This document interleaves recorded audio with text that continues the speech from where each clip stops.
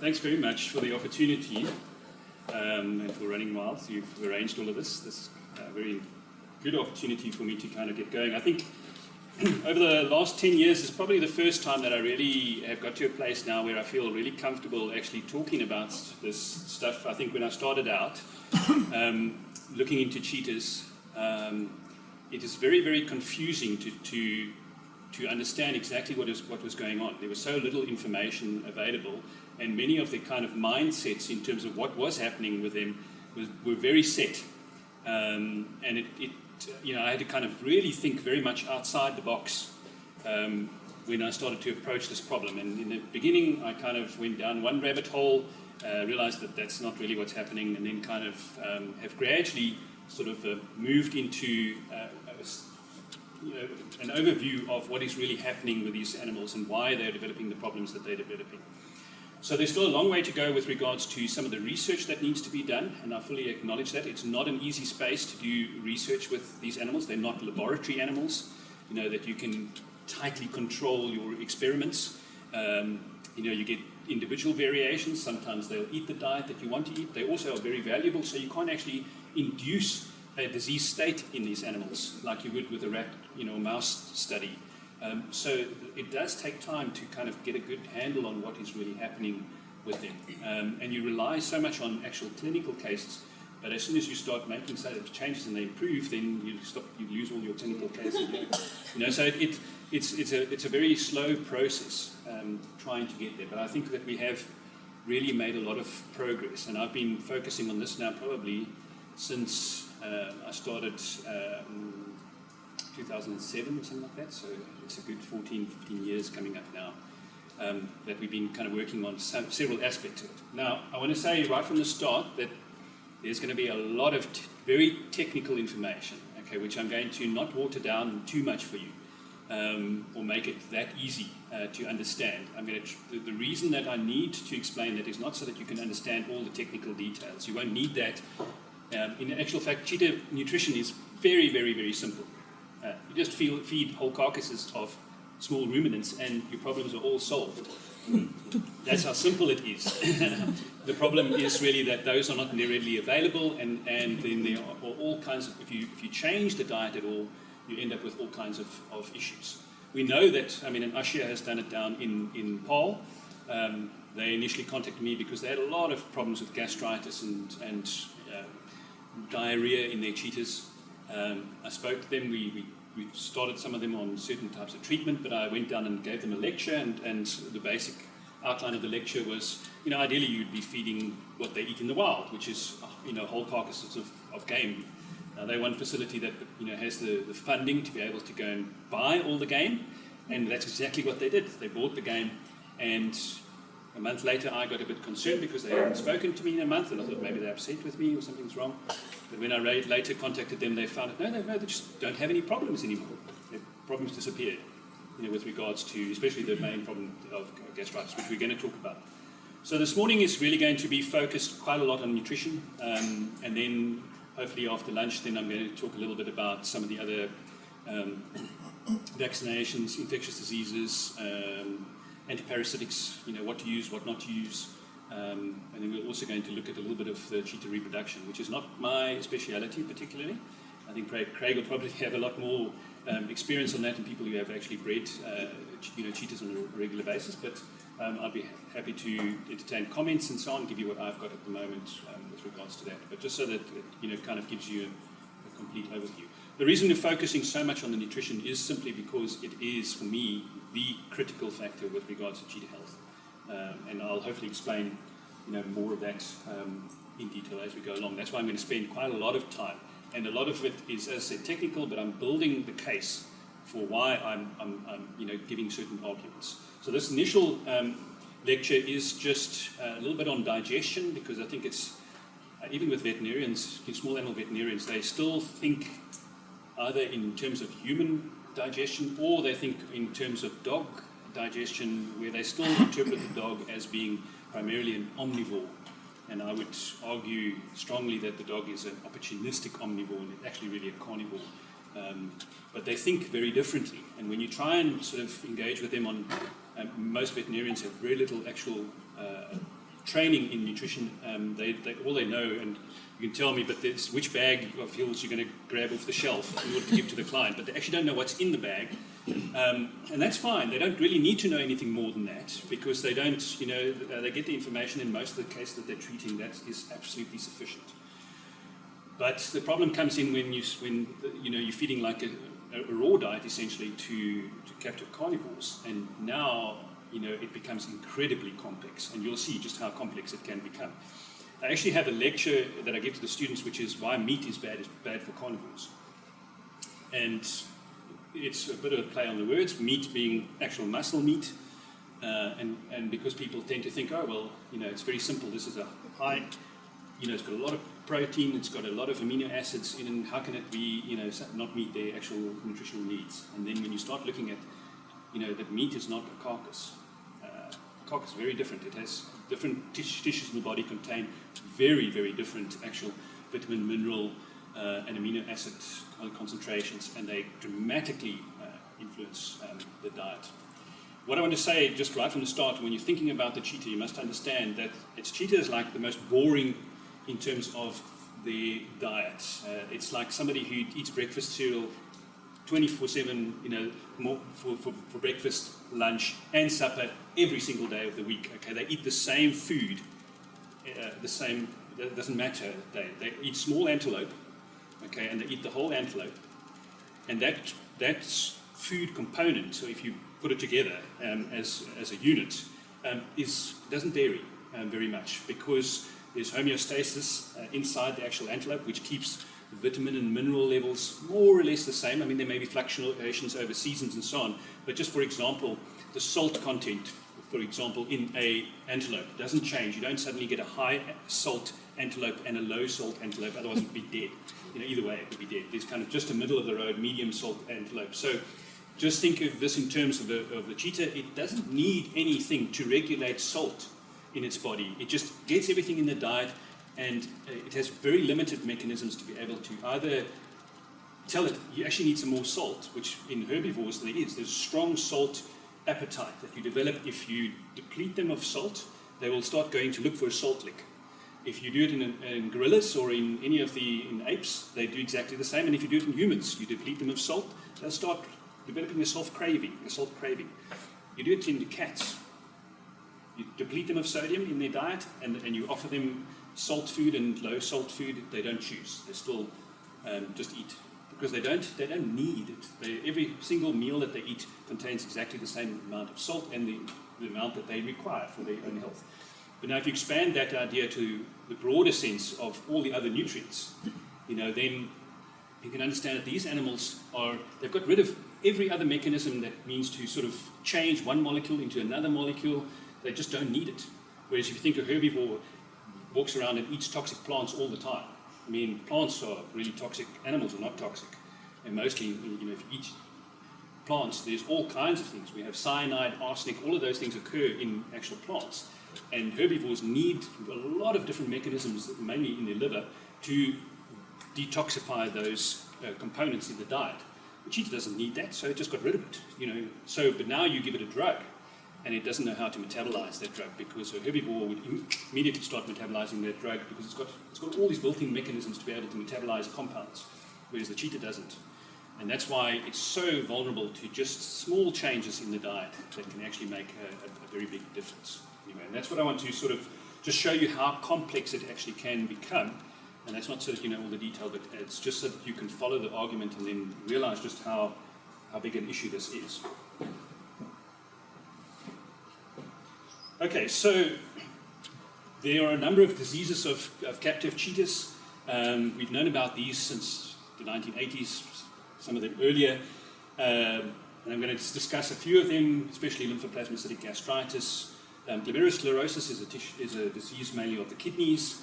Veno-occlusive disease, which we occasionally see, renal amyloidosis, lymphoid depletion of the spleen, adrenal hyperplasia, so enlarged adrenal glands, pancreatitis, hepatic and splenic myelipomas. These are big fatty tumors or benign tumors in the spleen and in the liver. They get cardiac fibrosis, and then a whole bunch of neurological diseases, which actually thankfully we don't see that often anymore, and encephalomyelopathy, encephalopathy, and then interestingly, even Alzheimer's disease. There's one publication from Japan that looked at post-mortem the brains of captive cheetahs that were from zoos in Japan, and they actually found all the key characteristics of Alzheimer's disease in some of the older cheetahs that they looked at. Now, that is the only species other than humans in which we have natural occurring, well, I say natural occurring, but they were captive animals, but where we see those characteristics of Alzheimer's disease in the brain. So they seem to, and all of these diseases we have not found infectious causes for them. I mean, some would be arguing about lymphoplasmacytic gastritis and their relationship to Helicobacter, but, and that I'm going to, hopefully talk about in great detail. But other than that, these all appear to be what we will call in humans lifestyle diseases, that are related to husbandry or that are related to actual diet.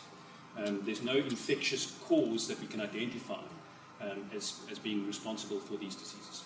And it's probably the species in which we have most of these kinds of collections of health issues that are not related to infections. And in actual fact, infectious causes, as we'll see when we talk about the infectious diseases, I mean, they're actually few and far between. The viruses are a big issue, but even in the wild, if you look at Namibian cheetahs, they look at the wild cheetahs there, and they looked at the antibodies that they produce. They were producing antibodies to distemper virus, but they don't ever get distemper. And even canine parvovirus, they get the parvovirus, but they don't actually develop any symptoms of it. So they seem to have a fairly healthy functioning immune system that may not be typical, and even despite their actual reduced genetic diversity, they still have a fairly good resistance to, they've got mechanisms which, other mechanisms that help them fight off those diseases very, very effectively. Now, just to look at the incidence of these diseases, and this was quite an old study now, but they looked at both the South African captive population and North American captive population, and you can see that 99% of cheetahs had some level of gastritis, lymphoplasmacytic gastritis, and equal amounts on both sides of the Atlantic. It didn't really make much of a difference. Glomerulosclerosis, 83%, again, fairly similar in both populations. The fact that those similarities do indicate that there's something going on, in both those captive environments that are, potentially contributing towards it. But that's a very, very high incidence. Now, those animals were not necessarily sick, vomiting, but they had on biopsy, they had actually had some level of gastritis. Their stomachs were not healthy. Okay, so major problems, and initially, three main big theories that go around this, and it started in the 1980s with Stephen O'Brien's study on the cheetah and the genetic diversity within the cheetah. And they made a lot of, this was the cheetah was really the classic example of inbreeding and bottlenecks and inbreeding depression. And there were quite a lot of experiments that really showed that they did not have a great genetic diversity. And then they were arguing that many of those diseases that we just talked about were because of the lack of genetic diversity. And there may be some truth in that, but the only problem was that when they looked at the heterogeneity of the wild population compared to the captive population, it was virtually identical. So there isn't really a captive population that's full, that's got lots of disease issues and is more inbred than the wild population that doesn't have disease issues,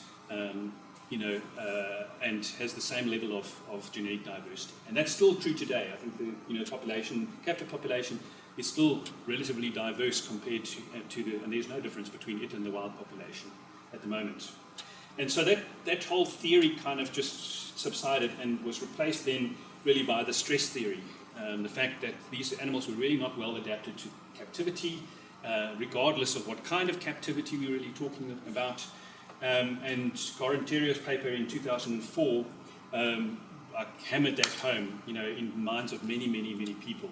And she showed a difference between wild populations and captive populations. In this picture that you see over here, here you can see these very large adrenal glands. These are post-mortem samples, adrenal glands for the captive cheetahs, and then the normal-sized sort of adrenal glands for the wild cheetahs. The problem was that, first of all, this was a post-mortem study and often had a selected population of North American zoo cheetahs. I mean, she had other data as well to back this up, and there was, also fecal cortisol data and so on, which also indicated that there was a problem in the captive population. But it seems to have been a very specific captive population of zoo cheetahs, because when we looked at this same issue in captive animals, say for instance at Africat, where we don't have zoo visitors, you have enclosures very similar to that you have here, where the interaction, there are very few visitors, very few people around, yet you're still in captivity over here. I mean, then these animals didn't have, the ones that Africat did not have enlarged adrenal glands. We ultrasounded them, measured them on ultrasound, and they were identical in size to the measurements that were available in literature for the wild population. And it doesn't, for me, make a huge sense that you've got an animal that you put into captivity that never adapts to that captivity. These diseases that we see in captivity are often things that get progressively worse as the animals age. Okay, and an animal that you put in, a dog or anything like that, you put into a new environment, a stressful environment, it would initially have a high level of stress, and then it would adapt slowly to the environment over time, and those stress levels would come down. Okay. What we were really saying then is that the cheetah doesn't adapt to that, and that would be very unique, because there's almost no animal that we know of that doesn't adapt to a change in environment. It either dies or adapts. It's not going to just sit there and struggle for long periods of time. So there are still a number of people that still believe in this kind of stress theory, that stress is responsible for gastritis, stress is responsible for everything else. And although I think it may play a small role in it, it's really not something. And I know the experience that I've just had working with hand-reared captive animals and other parent-reared animals, there are differences in their levels of stress. But there's no difference in terms of the occurrence of gastritis. And you can't, some of these captive-reared cheetahs, there is no actual behavioral indication that those animals are actually stressed in the environment. There are some factors that play a role, like the number of visitors and also like the number of keepers. If they have a big turnover of people, they get used to one person or 2 or 3 people at most, but when you've got 10 people working with them, and there are studies that show that does cause an increase in the stress levels of cheetahs. But when they have things that are fairly consistent, when their environment is controlled to such an extent, then I don't think stress is a big issue. And I've seen very stressed cheetahs, and they're the ones that are often raised in captivity and then released into an area at Africat where they have very high leopard density. And you watch those cheetahs now suddenly have to cope where they were previously protected, by a fence and given food every day. And now they are, forced to start thinking about hunting, and they have to worry, more importantly, about the threat that comes from a very high leopard density. And their leopards wiped out pretty much almost all of the cheetahs that were released into the wild. And just because there were, on 20,000 hectares, there were at least 40 identified individual leopards. So it's and the competition between them is immense. And those animals actually had ulcers, pinprick ulcers in their pyloric areas in their stomachs. Okay, I've never seen that anywhere on any other captive cheetah. And that's classic stress. That's what we get when we're stressed. We can also get a stomach ulcer. It occurs in the pylorus, but I'm going to get into that in more detail. So really the third one revolves around some nutrition issues. And there has been quite a few studies on that. Some of these are now getting quite old already, though, 2010 and so on, that looked at various different aspects and related them to diet, linking diet to actual some of these diseases. But if you go and read current literature, even at the moment, other than the stuff that I've written, there still is a very strong tendency to focus more on the stress and the genetic side of things, because people haven't really dug into it. Okay, so we've talked about this a little bit, but wild cheetahs, in terms of their prey preference, and that's something I think people also misunderstand. They think of a cheetah as a kind of a thin leopard, and so in terms of what they would eat in the wild, leopards are really, really quite versatile. They'll eat birds, small birds. We've watched, leopards go. They particularly like warthog, and a warthog is a difficult thing to kill. even the leopard struggles. They can't get to its neck, and they just sit there and they just bite it until it bleeds out. Whilst the thing screams. Now that would never work for a cheetah because the other predators would come in immediately, and it would be quite dangerous. A big warthog is going to be a real threat to but not so much a leopard. But they eat. So their diet really is primarily antelope. So herbivores and ruminants in particular. So yeah, you can see this. I'll show you another study in a moment, but this is kudu, impala, blesbuck, Grant's gazelle, springbuck, Thompson's gazelle, okay, depending obviously where they are. But those are the small ones. The biggest things that they're really going to go for is a kudu, and those are probably sub-adults. They're not going to necessarily go for an adult kudu, unless there's maybe 2 or 3 males in a coalition. They might actually go for a bigger species. But what they're actively avoiding, obviously they're avoiding elephant. This is a bit of a baboon, bushpig, klipspringer they won't get because the environment would be just quite difficult for them to reach the speeds on the slopes of any hills or anything like that. So medium-sized antelope makes up pretty much 90% of their diet. What's very, very interesting for me is the way in which these cheetahs actually eat these carcasses. They start off at the back end. They eat a little bit of the hindquarter muscle, but very quickly they will open up the actual abdomen. Then they remove the actual rumen, depending on the size of the prey. If they're eating a very small antelope like a dik-dik or a duiker, then they might actually just eat the entire rumen because they can eat it very, very quickly. But larger species, springbuck and impala, they will remove the rumen and most of the intestinal content, and they kind of leave it on one side. The theory behind that is simply that if they bite into that rumen, the rumen's got a strong smell. It will just eject into the atmosphere and attract all the other predators in, and then they're going to lose the carcass. So they may have already adapted to not eat it and just kind of leave it closed so that the smell can be limited. And there are a lot of people that say, yeah, you should give them some rumen content and all that kind of stuff. They don't eat it. They might accidentally eat it, but they really don't go for it in most cases, and they don't need it for any health aspects. But they will eat then all the other internal organs in the actual abdomen, liver, kidney, spleen, etc. And then they go through the rib cage, through the diaphragm, into the chest, will eat the lungs, heart, and so on. And then if they still haven't had anything, the carcass taken from them, because they don't pull it up into a tree or anything like that, they're on the ground, they are vulnerable, but they've got teeth in their mouth that really help them to chomp through that carcass really at high speed. Actually, a colleague of mine, Professor Steenkamp, looked at the size of the actual teeth in the back of the mouth of the cheetah and found that relative to skull size, they actually have the tallest teeth of any of the big cats.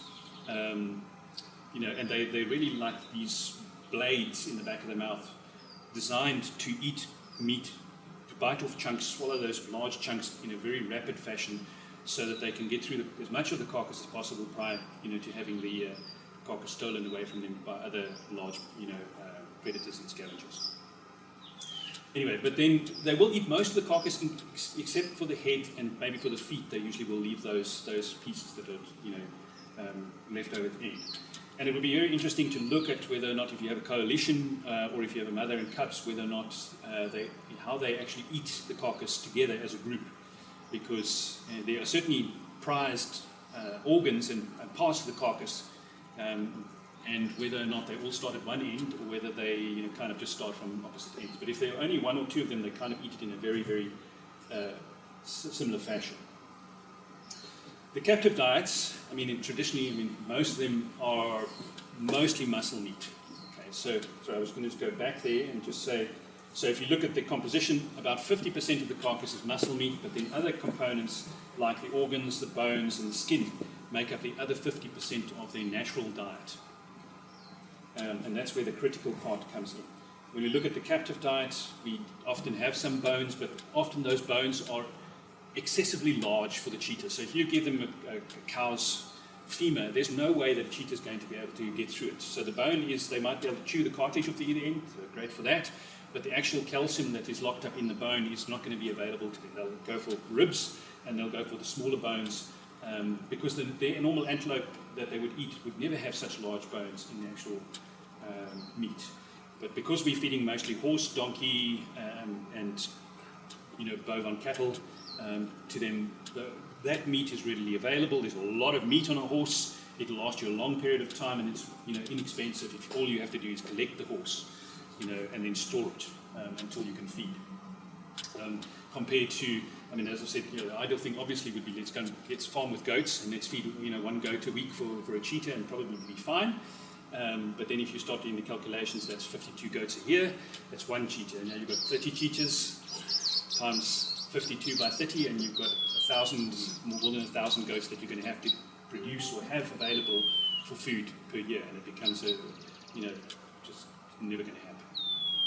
That's the reason why we end up with this kind of situation here. But it is amazing that some people, I've even seen many of these problems where they immediately after weaning put them straight onto just plain mince, and that is like a recipe for disaster, as you'll see when we discuss the issues with the smaller carnivores. Now, I just want to show you this picture. It's probably going to be a bit too small for you to be able to see all the details, but it's about adaptations to strict carnivory or carnivores, and this year they give a dog. This is in the British Journal of Nutrition, and they're arguing about whether or not the dog is a carnivore or an omnivore. And they show in this diagram really that most of the traits that a dog has are adapted to some level of carnivory, but they are quite nice to illustrate what those adaptations are. In orange over there, they kind of highlight all the traits that are very similar to a cat, which is considered an obligatory carnivore. Cats are not really considered omnivores at all. So you have these very big carnassial teeth that are for shearing, the canines that are quite large, obviously for gripping and holding on to prey, that's obvious. The taste sensors on the tongue, which are geared towards the amino acid content rather than towards sugars. As omnivores, we have a taste for a lot of things: salt, bitter, sweet. Sweet is one of the big things that we would have as taste. They can taste amino acids, and you'll see if you have cheetahs, they really like the amino acid complex of horse meat. It's a particular favorite, and they can become very attached to horse meat, where they will refuse to eat chicken or they refuse to eat something else. It's because of the amino acid composition that they've adapted to and that they develop a real liking for. The jaws really only moves up and down. It does very little side-to-side movement. If you have anything that eats grain or that eats plant material, you need to be able to grind the plant material and this doesn't occur in the dog. We don't see any. The teeth are not flat either, so we don't have that grinding surface like you would have for an elephant or even a cow. They've got flat, ridged teeth that are used for grinding plant material. We don't see that in these dogs. They have no salivary amylase. So amylase is an enzyme in your salivary glands. We have plenty of it, so as soon as you start eating, the digestion starts in the mouth already. They don't do that, so they're not geared for carbohydrate actual digestion.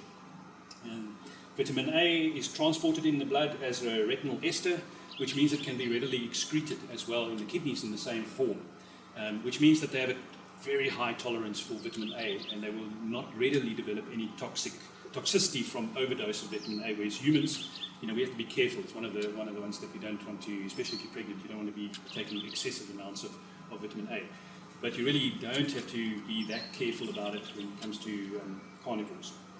And then the bile acids are conjugated primarily with taurine only whereas in humans we conjugate bile acids with glycine, which is actually fortunate to me for the cheetahs because they already have, and I'll show you, a very, very high demand for glycine, so we don't have to add to that by also insisting that they use glycine conjugation in the actual bile acids as well.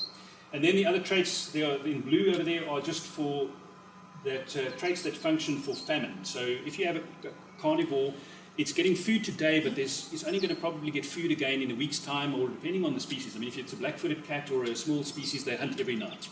But as soon as you go up in terms of size, the feeding frequency becomes less and less. And then you have to be adapted for this kind of what we call feast, where you're getting large amounts of food, excessive amounts of food, and then fasting, where you go through periods where you have to wait and have no food at all.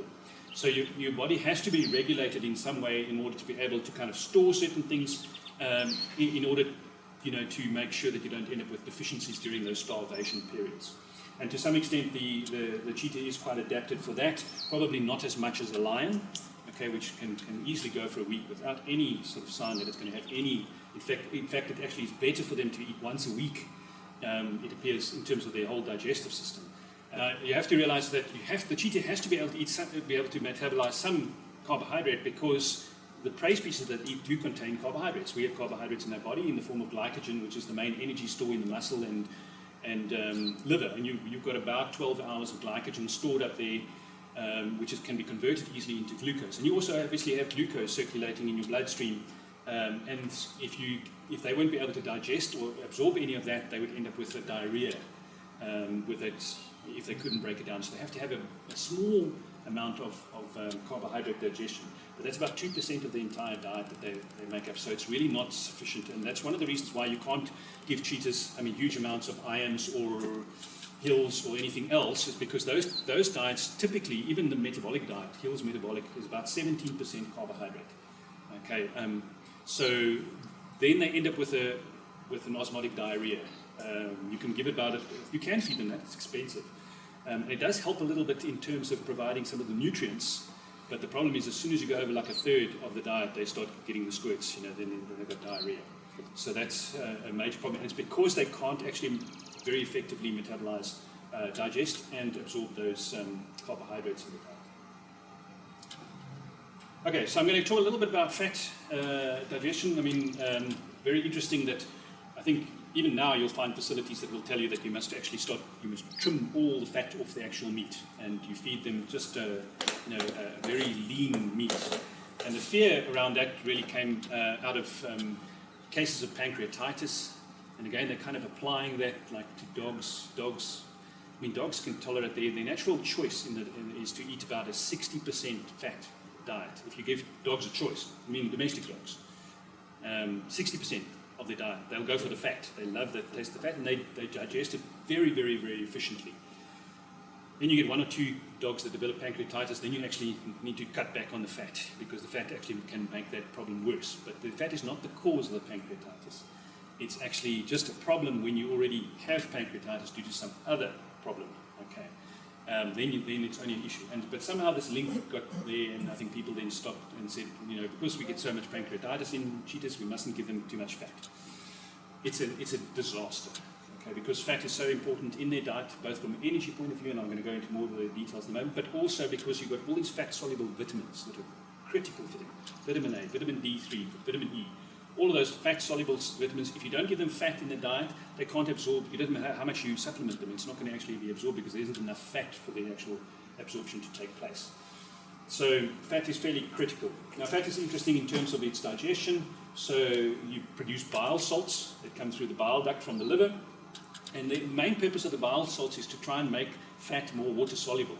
Because the lipases, these little digestive enzymes that break up the fat molecules, can't bind to a lipid, to a fat molecule very effectively. But when you add the bile salts, then the lipases can bind to them. They break them up in smaller free fatty acids. Then the bile salts come back. They bind to them again, and they help them to be absorbed, more effectively into the actual lining cells of the gut. And then they can then be constituted into these chylomicrons, and then they're transported via the lymph system and so on. It's quite a complex thing. We don't need to go into too much detail on that, but I'm going to focus a little bit more on some of the research that I did on fatty acid composition of blood samples, serum samples, that I collected both from wild and captive cheetahs. So they're almost equal numbers of animals that we sampled in Namibia, captive and wild ones, and then just saw these massive differences in terms of fatty acid composition. And so I want to focus more not on the fat content of the diet, but on the specific fat type of the diet, which I think is actually a fairly important part of it. So this was 35 captive, 43 free-ranging cheetahs that we sampled, and then we did serum fatty acid quantification using gas chromatography and mass spectrometry. And what we found, the key thing was that these polyunsaturated fats and monounsaturated fats were significantly lower in the free-ranging population of cheetahs. So, you get saturated fats, which everybody kind of thought was bad for humans, and then when Tim Noakes came back in, and it was good for humans, and so there's been this flip-flop going between them, and which oils are good for you, polyunsaturated fats, oils are normally more fluid at room temperature, but the problem with them is that they can become rancid very, very quickly. So if you have butter, you can leave butter out, I mean, probably for a year. It will never actually go rancid. Unless it's margarine and it's got polyunsaturated fats in it, then it will go rancid if you leave it out for too long. And they have to put antioxidants in it to prevent that from happening. Saturated fats cannot go rancid, actually, if it's purely 100% saturated, because there are no double bonds that can be oxidized. Anyway, so these polyunsaturated fats occur if you look at, in terms of the tissues of animals. If you are a ruminant, and we'll get that more in a moment, you can convert most of the polyunsaturated fats into saturated fats. So ruminants, beef cow has got mostly saturated fat, whereas a chicken, which is a monogastric animal, has got a high proportion of polyunsaturated fats in its fat stores. The same with a pig too. It's a monogastric animal. It doesn't have the intestinal bacteria to convert polyunsaturated fats into saturated fats. So the tissues that they have will contain quite a lot more of the polyunsaturated fats. And that then feeds back into what we feed the cheetahs, and because remember that their diet again is mostly ruminants, small antelope species that have a rumen. So they have mostly saturated fat in their tissues. So that's just an indication here of the difference between them. There you've got just a single double bond over there that makes it unsaturated. That's a monounsaturated fat, and the one above, saturated fats and no double bonds, a fairly stable molecule compared to the polyunsaturated where there are multiple double bonds, and those are the areas where you can get oxidation taking place. What's really, really interesting is that most of these cheetahs and most cats actually can synthesize the polyunsaturated fats that they need. Now, everybody thinks about omega-3 and omega-6 fatty acids, and many of us have taken supplements that have those in, and they tell you how important those are. Fish oils and so on, like that, capsules and so on, that are very, very important. What appears to be the case in the cheetahs is that they just manufacture most of those things themselves. They don't eat fish, so they don't have a very high, and they're mostly eating saturated fats. So where do they get the actual essential EPA and DHA, those long-chain polyunsaturated fats that are really very important for all kinds of functions in the body and health aspects that we recognize as humans? Well, the issue is that they make them most themselves in the organs that they need them in. But they don't carry them around in their blood, and they don't need them necessarily in the diet, unless, and there's one sort of situation, I'll show the animation here, but anyway, there's this little enzyme called delta-6 desaturase, okay, and you'll see that right there. I think you can see it on the cursor over there. These are the the shorter chain omega-3 and omega-6 fatties, that's linoleic acid and alpha-linolenic acid, okay, and they need this delta-6 desaturase to get through to those longer, the higher degree of desaturation. And as you go down, you'll see that delta-6 desaturase appears over there just for this last step as well.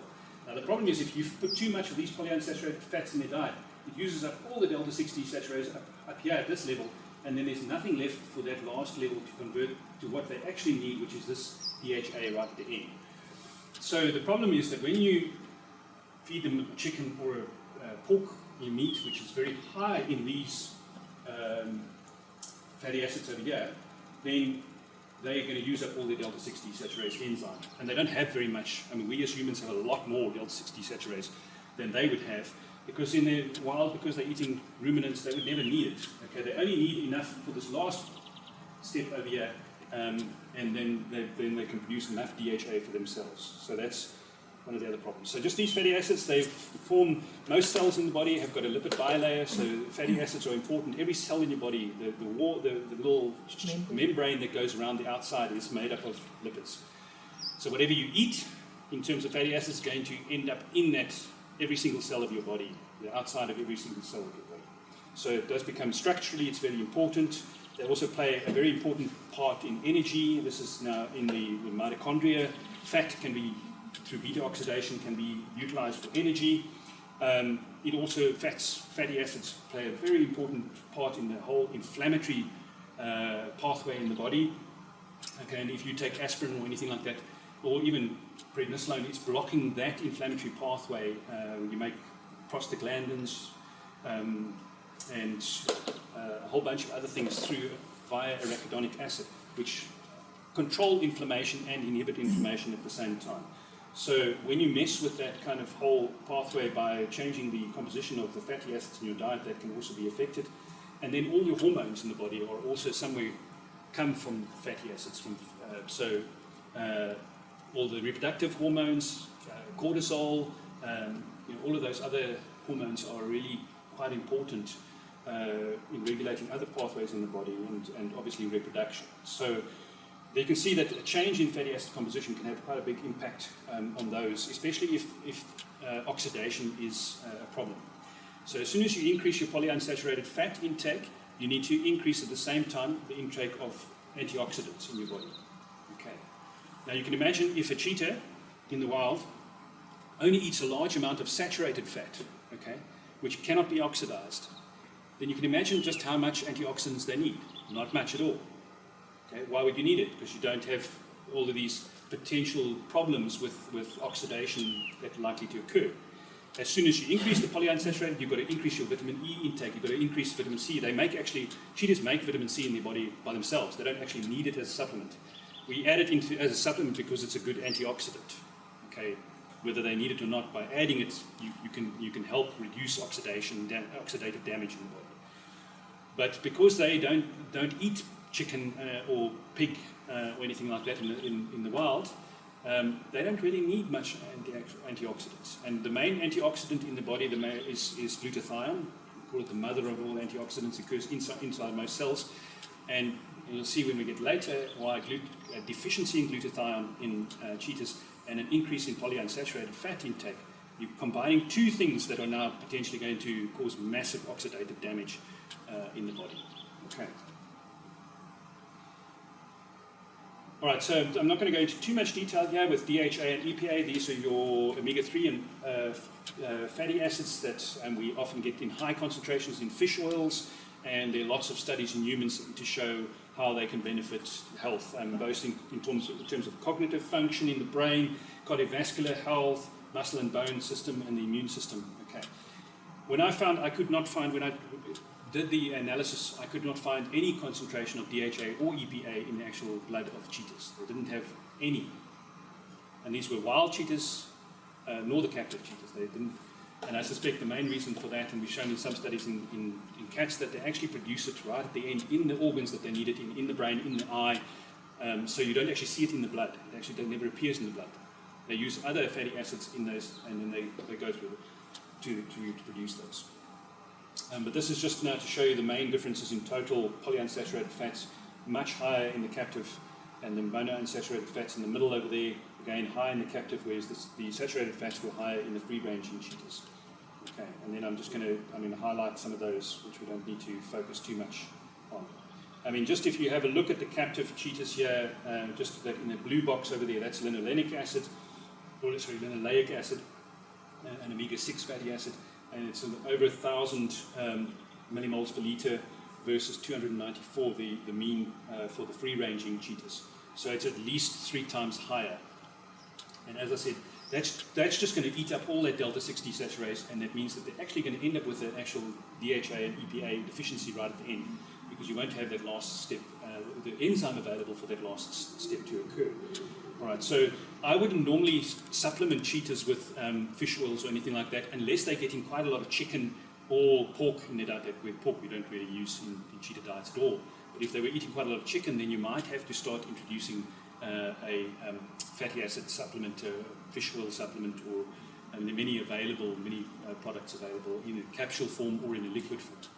The only thing that they don't tell you on those bottles is that you should keep them in the fridge in a dark container, because of the oxidation of this. It's actually worse to take a fish oil supplement that's highly oxidized than to not take it at all.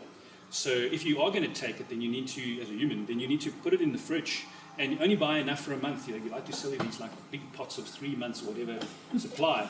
It's a real problem, because by the end of 3 months, most of that stuff is oxidized.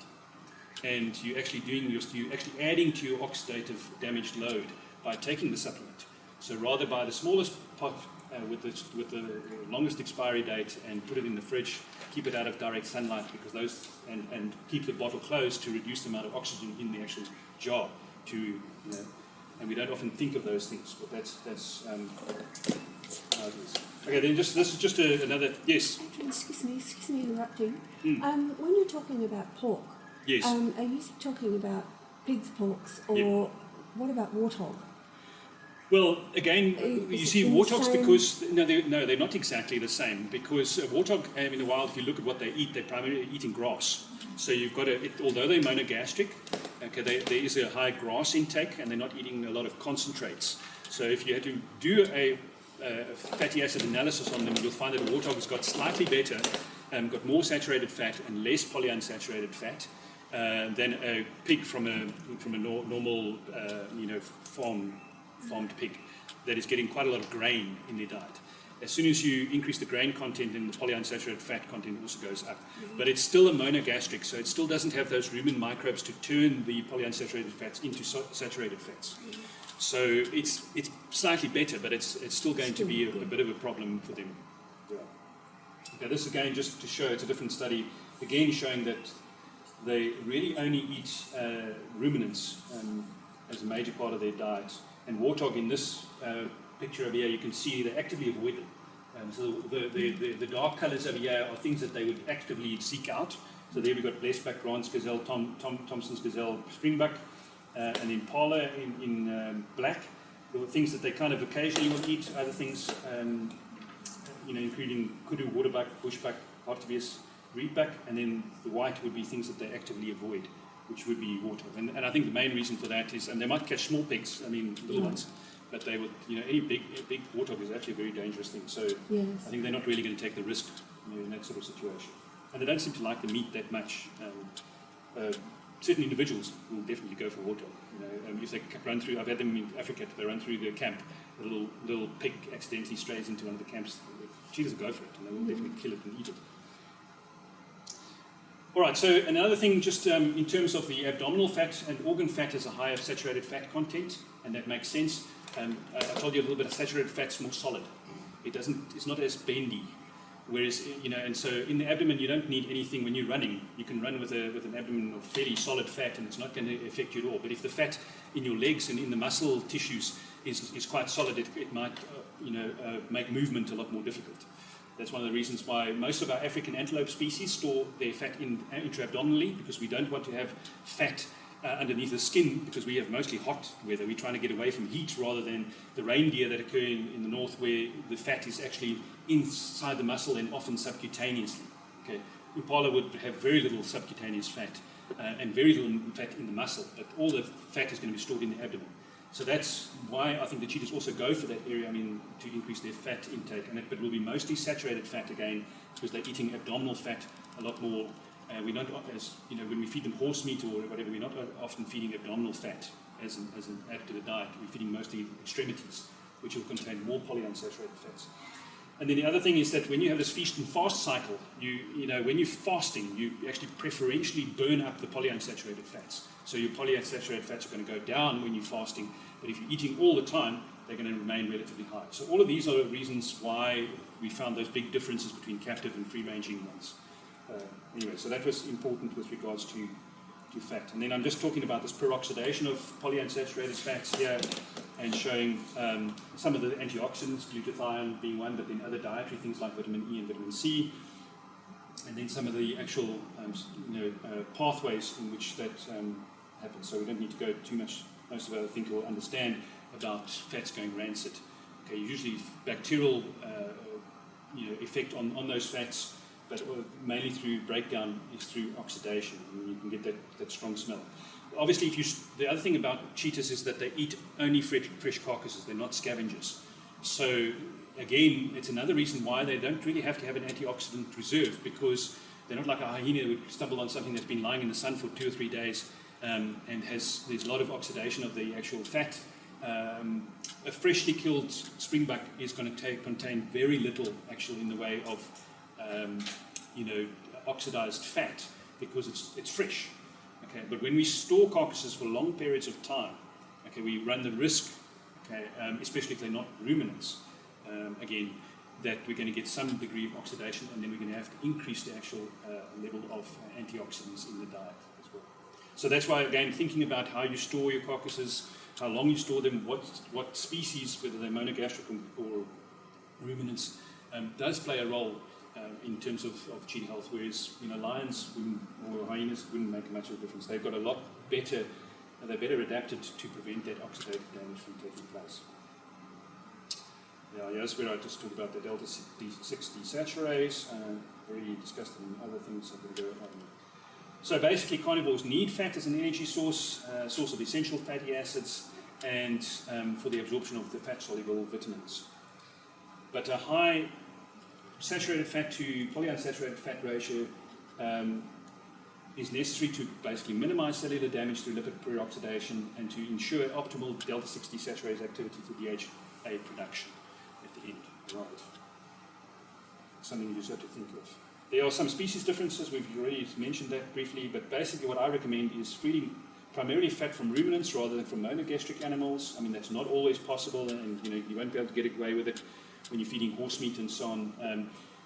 Again, horses eating mostly grass. There's some grain, obviously, depending on their background, whether they're racehorses and so on, but most of them are grass eating, so that helps a little bit. But chicken, especially grain-fed chicken, would be a big problem, and pork is particularly a problem. Okay, particularly pork brain, not that anybody feeds pork brain, but that seems to cause the fats in a pig's brain actually seem to cause massive oxidative damage if they are fed to animals, and they actually develop severe clinical symptoms from oxidative damage if you were to do that. They actively seem to avoid pork though. I mean, they really don't actually, most cheetahs don't like it at all. So. And then feed intra-abdominal fat rather than subcutaneous and muscle fat if you want to, but not always possible either. And feed less frequently to allow better oxidation, and that, I mean, oxidation, not peroxidation, oxidation, utilization of the actual polyunsaturated fats. So less frequent feeding does improve that whole profile. Yes? So what will be the optimal feeding schedule for the cheetah? In the wild, they will eat. They're going to hunt 2 to 3 times a week, and so that's kind of where we sort of trying to aim at. I think Craig and them have now, on some individuals have moved to feeding every second day, which I think is still better. So we're looking at anything from 3 to 4 fasting days, probably at least 3 fasting days per week, rather than the traditional model is just feed 6 days, fast 1 day on Sunday. And there are lots of reasons for that. You want to try and avoid stereotypic behavior in cheetahs because they've got something to keep them occupied. You also want to, as I told you earlier, that many facilities want, if the animal eats, they know the animal's healthy, that it's not sick. If they just see it lying there and they're only going to feed it the next day, they don't know, is it lying there because it's ill or is there something wrong with it? And that takes a fairly observant person to be able to look at an animal lying there and say, no, the animal's fine, doesn't need it. So the general, person who's not skilled with animals might, if they eat, it's very simple, it's very easy. And that's one of the main reasons why they want to feed them every day with only one fasting day. And yes. How many do you feed? No, so I mean, if you're going to do 2 to 3 times. So if you work out that most adult cheetahs are going to be feeding about 1.3 to 1.5, I mean it varies depending on their size, kilograms of meat in general per day, it depends on the fat content and so on. And but then all you simply do is you work out the weekly amount that you would give, and you just increase the portions. Because they can consume, as I said, they have this stomach that can expand quite dramatically. I mean, lions are the extreme forms. I mean, I've seen a lion stomach that has got 10 kilograms of meat in it. Now, you think of 10 kilograms of steak, I mean, it's ridiculous. But they don't really have a satiety center, a lion. You can't have a lion who sort of go up to a buffalo and take a piece of the steak and then put the rest of the buffalo in the fridge for tomorrow. It's got to eat as much as it can now, whilst that meat is still relatively fresh. And then it's got to metabolize that whole lot. And you see them lying there, and they will lie, and then half an hour later, after some little bit of, it has moved to in the intestine, there's a little bit of a space, and they go and they eat another half a kilogram of meat, and then they're going to lie down again. And that's the way that they operate. Well, cheetahs to some extent, they want to try and consume an entire carcass, which, can weigh, impala, could easily weigh 60 kilograms, and they're going to consume at least half of that, 30 kilograms, in a 2-hour setting. So that's I mean, that's a lot. I don't think one cheetah would necessarily eat an entire impala anyway, but you know, at least 10 kilograms of meat in one, they're quite capable of eating that. So it's not really a problem. And they're quite capable of being fine digesting that large amount of food, and we've shown, we'll get to that in later talks, about how that actually seems to improve digestion, large meals rather than small meals regularly, which seems to disrupt digestion. Sorry, just a Yes. question on the feeding frequency. Would that be similar for cubs as well, or would you fast cubs less? No. I mean, remember the cubs are also getting milk from the mother, and they are feeding regularly. I mean, from the mother. They certainly don't have that ability to fast for longer periods of time. Only once they are weaned is their feeding frequency suddenly going to drop. Now, I mean, I've seen people saying that most cubs are weaned at about 4 to 6 weeks, and I really don't think that most of them will wean that early. 8 months, 9 months. Yeah, sometimes they're still drinking on the mother at 8 or 9 months. So even when they're going through those periods of gaps of a bit of fasting, they're actually still busy drinking on the mother to just get a little bit to tide them over until the next actual meal. So I think at least until they're 6 months of age, I would be still feeding them, regularly, and then you can start cutting it down, after that. Like 5 smaller clones or 3 bigger ones? You mean? If they're weaned and we. Oh yes. Then better smaller ones like 5. Yeah, I would gradually cut it down. Start giving them increased fasting days. I mean, so when they are about 5 months of age, you might give them 1 fasting day a week, and then when they start getting to about 8 or 10 months, then you can introduce a second fasting day, and then by the time that they are 18 months or 2 years of age, then you can go to 3 fasting days a week, and then you can stay on that. And I haven't seen any indication that they suddenly start developing, if they're used to that kind of feeding frequency, and there's a lot of arguments that say you should really mix it up, that you don't feed them at the same time, because if they start if they know they're going to be fed in the mornings, then they start developing an anxiety about, the feeding in the morning. But when and for me it is, cheetahs will eat pretty much any time of the day. They don't seem to have a particular, they'll eat at night as well, even if you feed them at night. But if you mix it up a little bit, and so that the regime is, because in the wild they don't know that they're going to hunt something on Monday morning and be successful. It is a bit of a mix up, and that gets them out of that structured routine where they might end up with some stereotypic behavior. But I don't see it. It's not a common problem that I've seen, perhaps in zoos, but not so much in captivity. You see them a lot. A lot of pacing is fairly normal, but it's very different. Normal relaxed pacing in a camp is very different to stereotypic behavior, where they're kind of walking and then they do this kind of throw over the head, and then they walk and then they throw back over. It's a repetitive motion, and it's going backwards and forwards. Where is a normal cheetah, even though it's pacing, will be alert and looking around, taking in the environment. Whereas stereotypic behavior is they almost you can walk right up to them and they go like this, and they just carry on with their behavior. It's not common in cheetahs anyway. It's far more common in bears and other species, primates as well.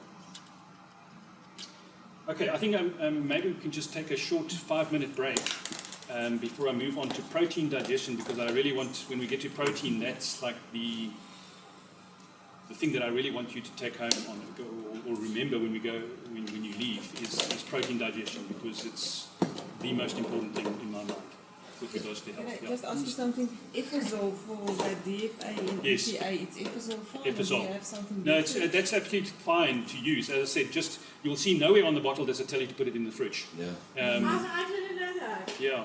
I'm sure. So and that's just it's quite ridiculous that they don't do that, because I think there was one study in Stellenbosch where they did actually determine they went into Clicks or one of the pharmacies, and they just took all the supplements off the shelf, and then they looked at the oxidation levels, and it's frightening, and these are things that are actually on the shelf already, and that's because polyunsaturated fats are highly sensitive to oxidation and oxidative damage. The more double bonds there are in these long chain multiple double bond fatty acids, the more easily they oxidize. Right, so now I'm going to get to a little bit of a section where I'm going to just briefly explain I'm focusing mainly on protein digestion, and you'll understand why this becomes such a critical factor when we get into the area of gastritis and cheetahs, etc., as well as renal failure. Okay, so very briefly, you've got, this is just a schematic thing to show you, food comes down the esophagus, right, and hits the stomach. Now, the stomach, for me, is critically important. We don't think of the stomach, we think it's there just for mixing food and so on, and then, the pancreas, if you talk to many small animal veterinarians, they focus so much on the pancreas. If an animal has got maldigestion, in other words, they're not digesting food and you're getting bits of undigested food coming out in the feces, then they will zone in on the pancreas as the cause of the problem, and that there's what we call endocrine pancreatic insufficiency, and then you'll add pancreatic enzymes to the diet so that your dog's now digesting its food a lot better. And that's absolutely fine for the dog. But what they tend to ignore, and I think this is ignored in human medicine as well, is that protein digestion takes place almost entirely in the actual stomach. So there are critical factors there. One is that you need to produce stomach acid. Even there's literature in human medicine at the moment where they're even questioning whether or not we need stomach acid. And it's the most ridiculous thing. And certainly for a carnivore, it's an absolute disaster. Okay, if you don't have stomach acid, you can't actually digest the protein, and that's what I'm going to try and show you here. There's an important enzyme in the stomach that is produced from pepsinogen. It becomes pepsin. Pepsin is the main enzyme that actually digests, breaks down the protein into smaller molecules, polypeptides, and then eventually into amino acids, which can be absorbed in the intestine. The thing is that the hydrochloric acid in the stomach and the pepsin kind of need to work together, because pepsin only really functions at a pH of around 2. So if your pH is sitting at 4, pepsin's going to only have about 50% of its function. As soon as it gets up to 7, pepsin's actually going to be destroyed. It won't actually function at all. And so you need these two components. Now, I've indicated over there's another hormone called gastrin, that is produced, and gastrin is produced to increase the amount of hydrochloric acid that is being produced. As a human, most of us will produce about 1.5 liters of hydrochloric acid per day. Okay, that's as a human. Okay, it's an enormous amount of actual acid that is produced inside your body, okay, which is quite amazing. There is, interestingly, in humans, that lower esophageal sphincter, that one over there between the stomach and the esophagus, is what gives us a lot of problems. Okay, many of you have had acid reflux or heartburn, and many people have chronic heartburn. What most people don't understand is that actually chronic heartburn in humans is actually not caused by an excess of acid production, but actually a deficiency of acid production. And the reason is that gastrin over there, actually, when you're not producing enough stomach acid, your body starts producing more and more gastrin. As your gastrin concentration in your blood goes up, okay, it's trying desperately to tell you to please make some more stomach acid, but if you're not doing it and keep going higher and higher, that indirectly can actually be a trigger for stomach cancer if you be high gastrin levels. But the other thing is that the gastrin has a direct effect on the smooth muscle of that sphincter that keeps your esophagus closed. And it causes paralysis of that actual sphincter. And then, even if you have stomach acid sitting at a pH of 4, if it leaks back into your esophagus, it's still going to burn the esophagus, because the esophagus is not used to having a pH normally is about 7 in the distal esophagus. So, still going to get a burn. Okay, it's not going to be as bad as 2, but if your pH was 2 in the stomach, that sphincter would, and you didn't have a lot of gastrin, that sphincter would stay closed. Now, that's probably the most common cause of gastric reflux in humans. There are many other reasons why you get it, complicating factors which I might discuss a little bit. But and you can have a hiatus hernia as well, which can also then, where the actual the sphincter is actually, through your diaphragm, is actually herniated, and then you can get acid reflux as well. But the normal sort of recurrent gastric acid reflux and heartburn, and people then what do? They take antacids. And some people are actually on proton pump inhibitors, which are things that wipe out your stomach production, acid production, almost completely. And they're on those for years on end. And now you must imagine what that's going to do to your protein digestion. It's going to pretty much destroy it. So once you get breakdown, I mean, the acid denatures the actual protein. It kind of breaks it up, and then the pepsin can kind of start working on it. It breaks it down into smaller polypeptides and then amino acids, which go into the intestine and then get absorbed. The acid has some other important functions as well. Okay, it also acts as a sterilizing agent for food that comes in and reduces bacterial load. Right? So if your risk of E. coli or salmonella or food poisoning will be determined by how much stomach acid you produce. If you don't produce enough stomach acid, your chances of getting one of those infections is dramatically increased. The other thing that it does is it sterilizes the proximal, or the first part of the small intestine. So if you look at the bacterial numbers passing from just behind the stomach all the way into the colon, I mean, there's very few bacteria. There are bacteria there, definitely, but there are very few bacteria in the small intestine closest to the stomach. And then the bacterial numbers increase progressively as you get towards the colon. And then once you're in the colon, then there's like potentially billions of bacteria, and that's normal. The problem comes in if you don't produce enough acid. That population in the small intestine is primarily controlled by the amount of acid that's produced in the stomach. So if you don't produce enough stomach acid, you're going to end up with an overgrowth of bacteria in the small intestine. Larger numbers of bacteria in the small intestine than what would be normally present there. That has so many different effects on the body. Firstly, it's going to inhibit the absorption of a number of nutrients from the small intestine. Secondly, those bacteria are actually going to break down many of the nutrients that you've just nicely want to absorb and convert them into other things, which are still going to get absorbed, but those other things are potentially harmful to the animal. And then the other thing that's going to happen is that you're going to start getting bacterial fermentation, not in the colon, but in the small intestine now. Bacterial fermentation, what is a product from fermentation? We all know gas. You start getting a lot of gas production in the small intestine. Where does it go? It goes back up into the stomach. When it gets back into the stomach, it starts pushing up the stomach acid, and that contributes towards the reflux as well, because you get gas going up, you're burping more, the stomach, that sphincter is opening, and you're getting pushing through of stomach acid into the esophagus as well. So stomach acid is really critical for digestion. And then in terms of the other parts, we have obviously the pancreas there, I've got in purple, and the carnivores, we have a common bile duct, so the bile comes from the liver. We've already mentioned bile in terms of its role in fat digestion, but the pancreas contains a number of enzymes, including some proteolytic enzymes that will break up proteins, but compared to the stomach and pepsin, I mean, the pancreas is really a minor player.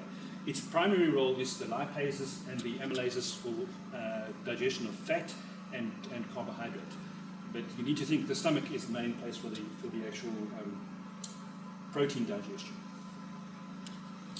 Now this is just a quick little illustration here to show what a piece of meat in hydrochloric acid get digested, but very, very, very slowly if you've just got hydrochloric acid. And if you've just got pepsin with a pH of 7, then again you see the piece of meat still there. But as soon as you combine them, the hydrochloric acid gives you the low pH, it really activates pepsin, and then the pepsin can break down that piece of meat very, very rapidly. And this happens frighteningly fast. So when you've got a good combination of that, you can have a hyena that can eat solid bones, and 2 days later, that bone, because of the combination of the hydrochloric acid and the pepsin, has turned it into rubbery mush that can actually easily get into the actual intestine without ever causing an obstruction, or a bone getting stuck in the intestine of a hyena. Why do they do that? Because they so efficiently actually digest even solid bone. And most cheetahs can do that, and dogs can do that very efficiently as well. In dogs, there are a number of, I already mentioned them in dogs, there are a few interesting problems that occur in dogs, which clearly indicate that commercial dog foods don't necessarily help them in terms of acid production. First is that there's kind of what we call Monday morning or Tuesday colonic impaction. So you've been to a braai on a Sunday afternoon and you give them a whole bunch of chicken carcasses, and the dog eats a whole bunch of bones that it's never really used to getting, and then suddenly Tuesday it can't, its colon is impacted with undigested bone shards that are sitting there that it just cannot pass. Now that's not normal. A dog should be able to digest all of those bones without any problem at all. The other interesting thing is we have gastric dilatation volvulus that occurs in dogs, large breed dogs. where they get a twisting of the stomach. And everybody tells you that it's because they eat their food and then they gallop off and run, roll around, and then they get an accidental twisting of the stomach. It's a rubbish story. It doesn't happen like that. The reason they get a twisting of the stomach is because of gas production in the stomach. You get this buildup of, and all of them almost certainly have got a chronic small intestinal bacterial overgrowth with fermentation happening in the small intestine. That causes the stomach gas to collect in the stomach after a big, supermarket cheap dog food meal. They get this massive gas production from fermentation, bacterial fermentation, and that causes the stomach to flip over because the gas is like a balloon with that topples the actual stomach over. And then you get small little breed dogs that also get this what we call HGE or acute hemorrhagic diarrhea syndrome too, where they get this bloody diarrhea as well. And it's also because they've got a small intestinal bacterial overgrowth. Okay, and then they've been fed a lot of carbohydrate foods which they don't digest very properly. The carbohydrates dilute the stomach acid, reduce stomach acid production, and they really are not efficiently digesting their food, and that's the basic problem. Okay, and they're all, because we're feeding them the wrong diets, or at least we're feeding them. And I'm not saying that we suddenly feed all the dogs a raw diet or a meat-based diet only. That creates as many problems for them. If you start advising that and you don't know what you're doing, when you start feeding dogs that way, because then you've got as many problems as you've got with a cheetah. So it's often easier just to feed them a normal commercial food and safer to do that. Then you want to go for a fairly high quality one, but it certainly doesn't mean that you can't feed them a raw diet. I mean, I feed my own dogs a raw diet and they do very, very well, but then it's kind of, I know what I'm doing, so it's a little easier than advising clients and have them mess it up, and then things can go catastrophically wrong. But anyway, but we don't think about some of these other diseases that often occur in domestic pets. Most veterinarians would never consider that as an option. There's something wrong with the animal, not with the diet. That's what they tend to focus on. Okay, so this is basically just to show the progression from proteins to polypeptides to peptides to amino acids, and the importance of pepsin and hydrochloric acid in the initial phases of that in the stomach, and then to a lesser degree the trypsins and peptidases that occur that come from the pancreas and the intestinal border. It's just to show you that gastric reflux issue in humans, and that sphincter at the top. As I said, you need to rethink the ideas, and there are many publications that talk about the reduced acid production as the primary mechanism or cause here. The problem is, again, in most of the medicine, we treat the symptom. We focus on acid, which is causing the burning of the esophagus, and we try and get rid of the acid. But we don't actually treat the underlying cause, which is the insufficient acid production. That's a problem. And most people, as they age, as they get older, they will produce less and less acid. And there are very few actual publications that try to understand why. Why don't we produce? What are the factors that influence acid production? I mean, I've searched the literature. Human doesn't matter. You can hardly find any information as to what actually causes acid production to decline as we get older. Okay, so this reduced acid production is a fancy name called hypochlorhydria, which basically is when you've eaten a meal and you have a pH that's above 2.5. Now, the other big problem with research like this is it's very difficult to actually measure stomach acid production. It's fine to stick something in the stomach and measure the pH, but that's only one moment in time, and it's not that easy to determine exactly how much acid is produced in total in an animal. So it complicates things very much. But when you don't have that, we've talked about this reduced bactericidal effect, so we have an increased risk of pathogenic bacterial infections. We have increased risk of bacterial gastritis, so Helicobacter potentially, question mark on that. So Helicobacter is often thought to cause a reduction in acid production, but the reverse is true as well. Reduced acid production actually linked to colonization of the gut or the stomach by Helicobacter. Helicobacter actually doesn't like acid. It hides in the mucus layer underneath in the stomach and gets away from the acid that way. So when the environment in the stomach changes and you get a higher pH in the stomach, then it actually can multiply, and then you get a real problem. And I mean, there's no evidence to show that Helicobacter, for example, in humans, I mean, we probably all have been exposed to Helicobacter at some stage in our lives. Some of us will develop an infection with Helicobacter and get peptic ulcers at some stage in your life, particularly as you get older. Your risk increases. Again, why does your risk increase? Because you're producing less stomach acid. It's not an infectious agent. I mean, every time I scope a cheetah and I don't wear gloves, the small animal clinicians, the guys working on dogs, freak out. They think, well, you're going to expose yourself to... These cheetahs have Helicobacter. You're going to expose yourself. And I don't know how many hundreds of cheetahs I've scoped now, and I still don't have Helicobacter infection. I probably have it in my stomach, but it's not causing a problem. So that's the main issue with Helicobacter, that you need stomach acid to keep it under control. Excessive gastrin production and because of that lack of negative feedback, that's not really a problem for a cheetah per se, other than perhaps that sphincter function. But it's not going to get a carcinoma in the stomach or a tumor in the stomach because it's not going to live long enough. But when you live for 30 or 40 years with high gastrin levels, then your chances of getting stomach cancer are dramatically increased. The small intestinal bacterial overgrowth that we talked about, proteins are not denatured and very poorly digested, therefore you get bacterial fermentation. And that fermentation, I mean, this is very, very, very interesting subject, is to the fermentation of protein byproducts in the stomach, in the small intestine. And it's only a very new area of research that's taking place, and the products that are produced from those bacteria, they like these aromatic amino acids, tryptophan, tyrosine and phenylalanine. They have an aromatic ring, a phenol ring, and they convert those amino acids into all kinds of other things. And I'll show you from my PhD research, we find all of those things in the urine of cheetahs. How did it get into the urine? It came via the gut, into the bloodstream, got metabolized in the body, changed, and gets excreted in the urine. And I find hundreds of these different compounds in the urine, indicating that they're coming from this fermentation process in the stomach or in the small intestine of cheetahs. And many of those products are actually bioactive. In other words, they actually have a physiological effect somewhere in the body, and very often on the brain, because they're phenolic compounds. They're associated with chronic depression in humans, some of those things. They inhibit enzymes, so we're going to get into some of that in the process. Another problem is if you're on chronic medication to suppress stomach acid, you have a reduced calcium absorption, magnesium absorption, iron and zinc as well. So there's a potential that can contribute to osteoporosis when you're getting older, because again, you're not producing enough stomach acid.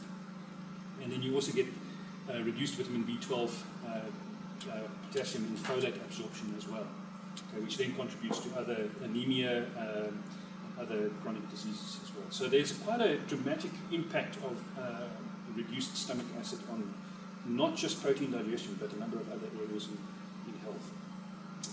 Okay, so I'm going to focus a little bit on these little cells in the body called the parietal cells that actually produce the stomach acid. And you'll understand why I'm kind of going down this line. I'm not trying to make this more complicated than it needs to be, but it's fairly important that you understand what these little cells do. Now, they occur in these crypts. Okay, these green ones over here are the parietal cells. Okay, and then you've got the mucus-producing cells right at the top here, and the acid gets produced in here and channels out and then goes into the actual stomach. Now, these little cells produce the stomach acid. They produce chlorine on the one side, and they produce the hydrogen ion on the other side. They have to pump these little protons out into the actual stomach, where they then can combine to form hydrochloric acid. You don't want the hydrochloric acid inside the cell, because it will just auto-digest the actual cell itself. You've got to make it and then the components, and then allow them to join on the outside, and then protect yourself against the mucus layer. You want to produce 1.5 liters of hydrochloric acid. You don't want to start auto-digesting yourself. So that pumping of those protons out is an enormously energy expensive process. If we look at the number of mitochondria, so this is an electron micrograph of a parietal cell. There's little black spots in there are what we call mitochondria. They are the energy little producing powerhouses, power plants inside the cell. And if you look at the parietal cell in terms of its surface area, about 40% of its total volume is made up of just mitochondria. That's more than any other cell in the body. Okay, so it's the most energy needy cell in the body, simply to make hydrochloric acid and to pump it into the actual stomach. And that becomes very important energy, and one of the reasons why you might not, if you don't have the energy to produce that amount of hydrochloric acid. Doesn't matter how much hydrogen and chlorine you have, if you can't pump it, you can't make hydrochloric acid. Okay, so where does the energy come from? Well, there's a little molecule in the body called ATP, adenosine triphosphate, okay, which is the energy currency of the entire cell and pretty much everything in the body. So everything we do in the body, whether it's breaking down glucose, we can make a little bit of ATP from that, but then ultimately we want to try and get it into the actual mitochondria, and through oxidative, the Krebs cycle and oxidative phosphorylation, we can make 28 ATPs from every glucose molecule, or actually more than that, 30-something, yeah, if you add the extra twos here and there. So make quite a lot of ATP out of that, but the mitochondria is really important. The problem with ATP is that if you look at ATP, it's a nice energy thing. You can't store it. You can't just build up and keep a nice big store of ATP in the body. It gets utilized up too quickly, and then when it's gone, and then you'll just run out of energy. But there's another molecule that is really helpful for two reasons. One, it's a way of storing the energy of ATP, and that's called creatine and creatine phosphate. Okay, they occur, and as you'll see over here, you've got creatine. It picks up the energy from the ATP, okay, and then ATP is converted to adenosine diphosphate, and you get this phosphocreatine, which is then the energy-rich molecule that you can store to some extent. Okay. So we're going to just talk a little bit about that in a moment, because, so creatine in the body, many of you know creatine monohydrate. You can buy it as a supplement, and many of the bodybuilders and high-performance athletes use creatine monohydrate as a supplement to provide additional energy, because if you can saturate your muscle cells with creatine, then you can lift heavier weights. If you can lift heavier weights, you can build muscle faster. Same with running. The problem with creatine in humans is that you can only store a limited amount in the actual muscle cell. And so when these high performance, these 100-meter athletes jump out of the starting blocks in a 100-meter race, the first probably maximum 2 seconds, they run anaerobically. They don't need oxygen for the first 2 seconds, and they will burn up all the creatine that's present in those legs, and that will happen very, very, very quickly. Okay, and then it's gone, and then they have to start working on glycolysis, breaking down glucose that's available, and burn that up for the rest of the race towards the end. So it's important in what's called cellular energy buffering. But the other problem is that ATP, when you transport it from one side of the cell to the other, if you've got creatine, it can go 100 times faster across the cell. So creatine can diffuse across the cell. Creatine phosphate, or phosphocreatine, can move across the cell 100 times faster than ATP on its own. And that little shuttle, spatial energy translocation, becomes very important when you have got proton pumps running on both sides of the parietal cell. You want to be able to ship the energy from one side to the other as quickly as possible. If you didn't have creatine, you wouldn't be able to do that. ATP would just take a long time to get all the way there, then it can provide a bit of energy, but you're going to produce a lot less hydrochloric acid if you in that particular cell. And the same would be true for other energy-dense cells. So skeletal muscle, I've just talked about, but in the brain, if you have an inborn error of metabolism where you can't actually make creatine, and you don't get enough of it in the diet, you're eating a vegetarian diet, you actually develop neurological symptoms. There are certain children that are born with these abnormalities, and they become actually retarded. Really having major cognitive problems because of an enzyme issue where they can't actually make creatine. And then they have to take the supplement, just in order to be able to have normal brain function. Because the brain is energy, also wants to use a lot of energy, and it needs creatine to be able to do that. The heart, another very energy-intense organ, requires creatine. But then interesting ones too, the eye, the ear, little villi in the ear that vibrate like that. They use a lot of creatine, and they've shown in mice they can actually improve their hearing by giving them a creatine supplement.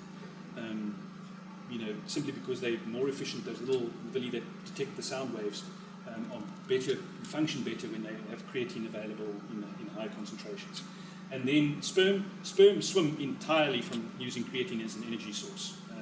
So they can't really metabolize. They have amount of creatine available to them, and then that's the way they get all the way out to fertilize the egg. Okay, they're using creatine and creatine phosphate in that cycle to be able to generate enough, or store enough because they can't actually make any energy themselves, and they actually have to just utilize what's ever stored in there. Creatine then provides an important store. So you imagine if you have a creatine deficiency, though, you might end up with very poorly motile sperm and therefore reduced fertility. And then the gastric acid or the gastric parietal cells, which I've already discussed. Okay, so creatine. Creatine is broken down in just a normal pathway in the body to creatinine, okay, and then that is excreted in the actual urine. Okay, but I'll get that into detail. Now I just want to talk about the cheetah and creatine for a moment, and just do a little bit of the sums, just so you can see where this potential problem could lie. When you eat a lot of meat, you can actually be eating creatine because muscle contains creatine. So you can work out, we've averaged cheetah 1.5 kilos of meat, and you'll get about 3 grams of creatine from it. That sounds quite a lot. I mean, it's not too bad. The rest of it you might have to make, and you start with the process in the kidney, where you combine the amino acids arginine and glycine to form guanidino acetate and ornithine. Right? The guanidino acetate is then transported to the liver, where it gets methylated using another amino acid called methionine, right, to provide the methylation part of that, a methyl group. And that then goes to a muscle where then you can, utilize the creatine and creatine phosphate, and eventually that creatine gets broken down to, you'll see that the creatinine, okay, which is the waste product, okay, which is the thing we measure in the blood and in the urine for various reasons. That goes to the kidney and gets excreted in the actual urine as creatinine. Now, creatine and creatinine are very similar in molecular size. So, you can work out, if you then measure the amount of creatinine in the urine, you can get an idea of just what the turnover of creatine is in the body. And so I just want to show you, so this is what I did for my PhD study, was looking at the amount of creatinine in the urine. And you can see on this diagram over here, the males and female, there are quite a number of them. The females in blue dots, the males in red, and the different concentrations here in millimoles per liter of creatinine that were present in the actual urine. Yeah, you can see that when they're about 5 or 6 years of age, they reach a peak in terms of the amount of creatine that they're excreting, and then as they're getting older, that reduces over time. Yeah, on the right-hand side is just a very small diagram, but I just wanted to show you is what happens in humans, and these are different males and females, Hispanics and non-Hispanics, and blacks and so on. And each of them have different creatinine excretions in the urine. But even at the peak, this highest producing male over here is producing something around 200 milligrams per deciliter per day, and that is equivalent to that green line over there. So if you compare, now remember just that an adult male would probably weigh double what a cheetah weighs. Okay. They double the weight, and they're producing, some cases, probably a tenth of the amount of creatinine. So there's clearly something going on here. These cheetahs are producing bucket loads of creatinine. Okay. And the question is why? And the interesting thing is that in humans, they always thought this is because of muscle mass differences between males and females. Males have more muscle mass than females, so that accounts for the difference over here. And as people get older, they lose a bit of muscle mass, and so that's why there's produced creatinine in the actual urine of people. But if you look at the cheetahs over here, I can tell you firstly that there's females, as we'll know, have less muscle mass than male cheetahs, and yet the top producing ones there are females in some cases. So, and the second thing is that I did the body mass indexing of these same cheetahs, and I could show that there was no difference between the young cheetahs and the old cheetahs. They were not losing muscle mass as they got older, and yet their creatinine was going down. So the big question is not associated with the amount of muscle that they have. It's associated with something and they're getting the same diet. So the old cheetahs, young cheetahs, getting the same amount of meat. So it's not an intake that's a problem. It's actual creatinine production, which means creatine production is also going to be different between young cheetahs and old cheetahs. So that just becomes quite the other interesting thing that we wanted to, just a very interesting thing about creatine is that why can cheetahs run so fast? And it may have a lot to do with creatine and the amount of creatine that they can actually produce and store in their muscles. And then instead of running for 2 seconds and then burning it out, they run for 30 seconds before their creatine is gone. And that's enough for them to run at phenomenal speed to be able to catch this antelope. How do we know that? Well, one of the interesting things is that when we catch black-footed cats in Karoo, using a bucky like this one provided over here, you see it's nice and flat, so you can, even in the veld, you can drive, at 60 kilometers an hour. In some places, you've just got to be careful of the aardvark holes. You hit one at 60 kilometers an hour, it's not, especially when you're standing in the back of the bucky, it's not very pretty. But what we do is these little cats, and they are tiny, weighing 1.5, maybe 2 kilos at most. They run at 60 kilometers an hour. So actually, in terms of size, I would actually think they're actually probably a bit faster than a cheetah. But we chase them down with a bucky, and that's how we catch them. And the females run 500 meters, half a kilometer at most. Okay, and the males maybe 800 meters. And then they are wiped out. They'll sit down there, you circle them with a bucky, and you jump out with a net, and you walk up to them and you put the net over them. And then you hand inject them. And they won't move. They are absolutely exhausted. Okay. Now, if you try to do that with a wild dog, you'd be just going and going and going and going and going. They don't stop. They might not run at that same intensity, but they will keep going and they will keep going and they will not stop running. So anyway, we thought, well, maybe while we were in the Karoo one evening, we spot a caracal, and we think, maybe it can chase down a caracal. We did 600 meters, and that female, I walked up to her, literally put the net over it. There was nothing wrong with her. Hand injected her. I thought she was going to put up a massive fight, and everybody's going to be blood everywhere. Just sat there. She was absolutely exhausted. And it's the same with cheetahs. They're going to run, they're going to hunt, and then there's been a lot of questions asked. Why do they stop?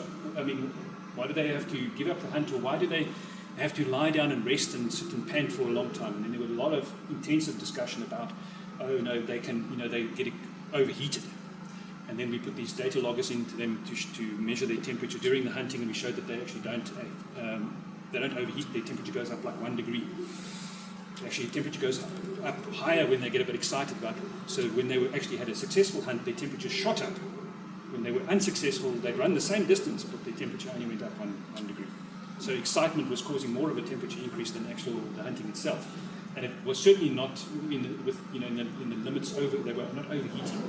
What they need to do is after they've hunted, they need to actually rest, and the body needs to produce more creatine in order for them to be able to run again, at that speed. They can obviously get up and they can walk.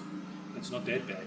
But they don't have that energy. They'll never be able to get up and do the same intensity run again the second time. And this is true for all the cat species, probably. So we're busy at the moment, we're busy looking at the muscle physiology, and this will be my Nature paper, if I ever get one, is to show why cheetahs can run so fast. Not because of the anatomy of the cheetah, but because of the physiology of the cheetah, which I think is really quite something very exciting. But the question comes in then as to what else could be creatine been doing? These animals appear to be producing such a huge amount of this product in the body. So maybe they use it for sperm production, maybe they use it for gastric acid production and other things in the body that are really, really important and energy and require huge amounts of energy. Maybe they don't use glycolysis like the rest of us do. Maybe they use creatine, and if you don't have enough creatine, then that's a problem. And one of the things that I mentioned right in that previous slide was, where does creatine come from? We make it from arginine, glycine, and the third thing in the liver is methionine, 3 amino acids. Now, if anyone knows anything about meat, then you know that there's lots of methionine in muscle meat, there's lots of arginine in methionine, but the one that's deficient potentially is glycine. Okay. There is some glycine in meat, but it's not nearly as much as there would be in some of the other components in the body that we're going to talk about. And collagen is the big one. So collagen, if we look over here, it's a structure that is made up of very different amino acids to what you would normally get in other parts of the body.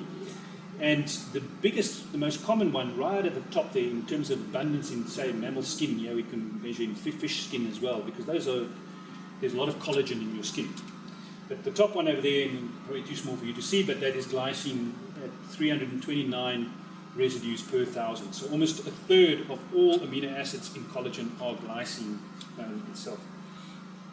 And what's so interesting here, just right at the bottom of here, all these aromatic amino acids, tyrosine, tryptophan, those that can be converted into these phenolic compounds are very low in collagen, but they're quite high in muscle meat. Okay, so So that's all I want you just to remember as we're talking about balancing muscle meat and collagen intake as we talk about the rest of this. Okay.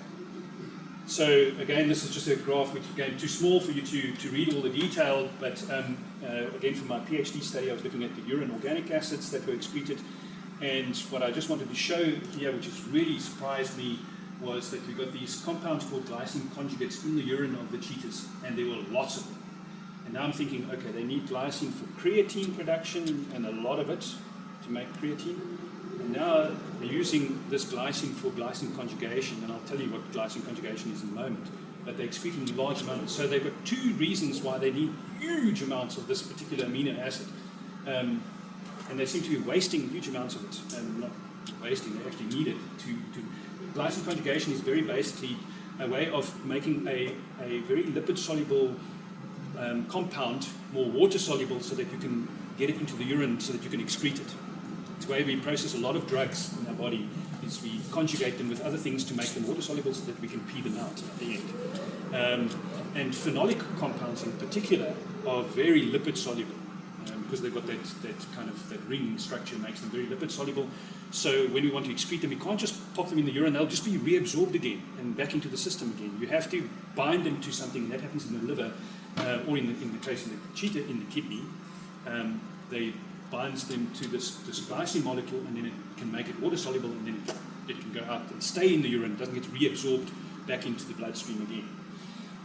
So lots of these glycine conjugates. Now, there's just a quick thing about glycine conjugation, and this doesn't matter. It can be this is mostly studied in humans and drugs. We have all these phenolic drugs that we give, and we figure out how they're metabolized, and it's a two-step process. Okay, the process is basically firstly, and I need to explain this so that you understand a few things, which when we're going to talk about some of the problems.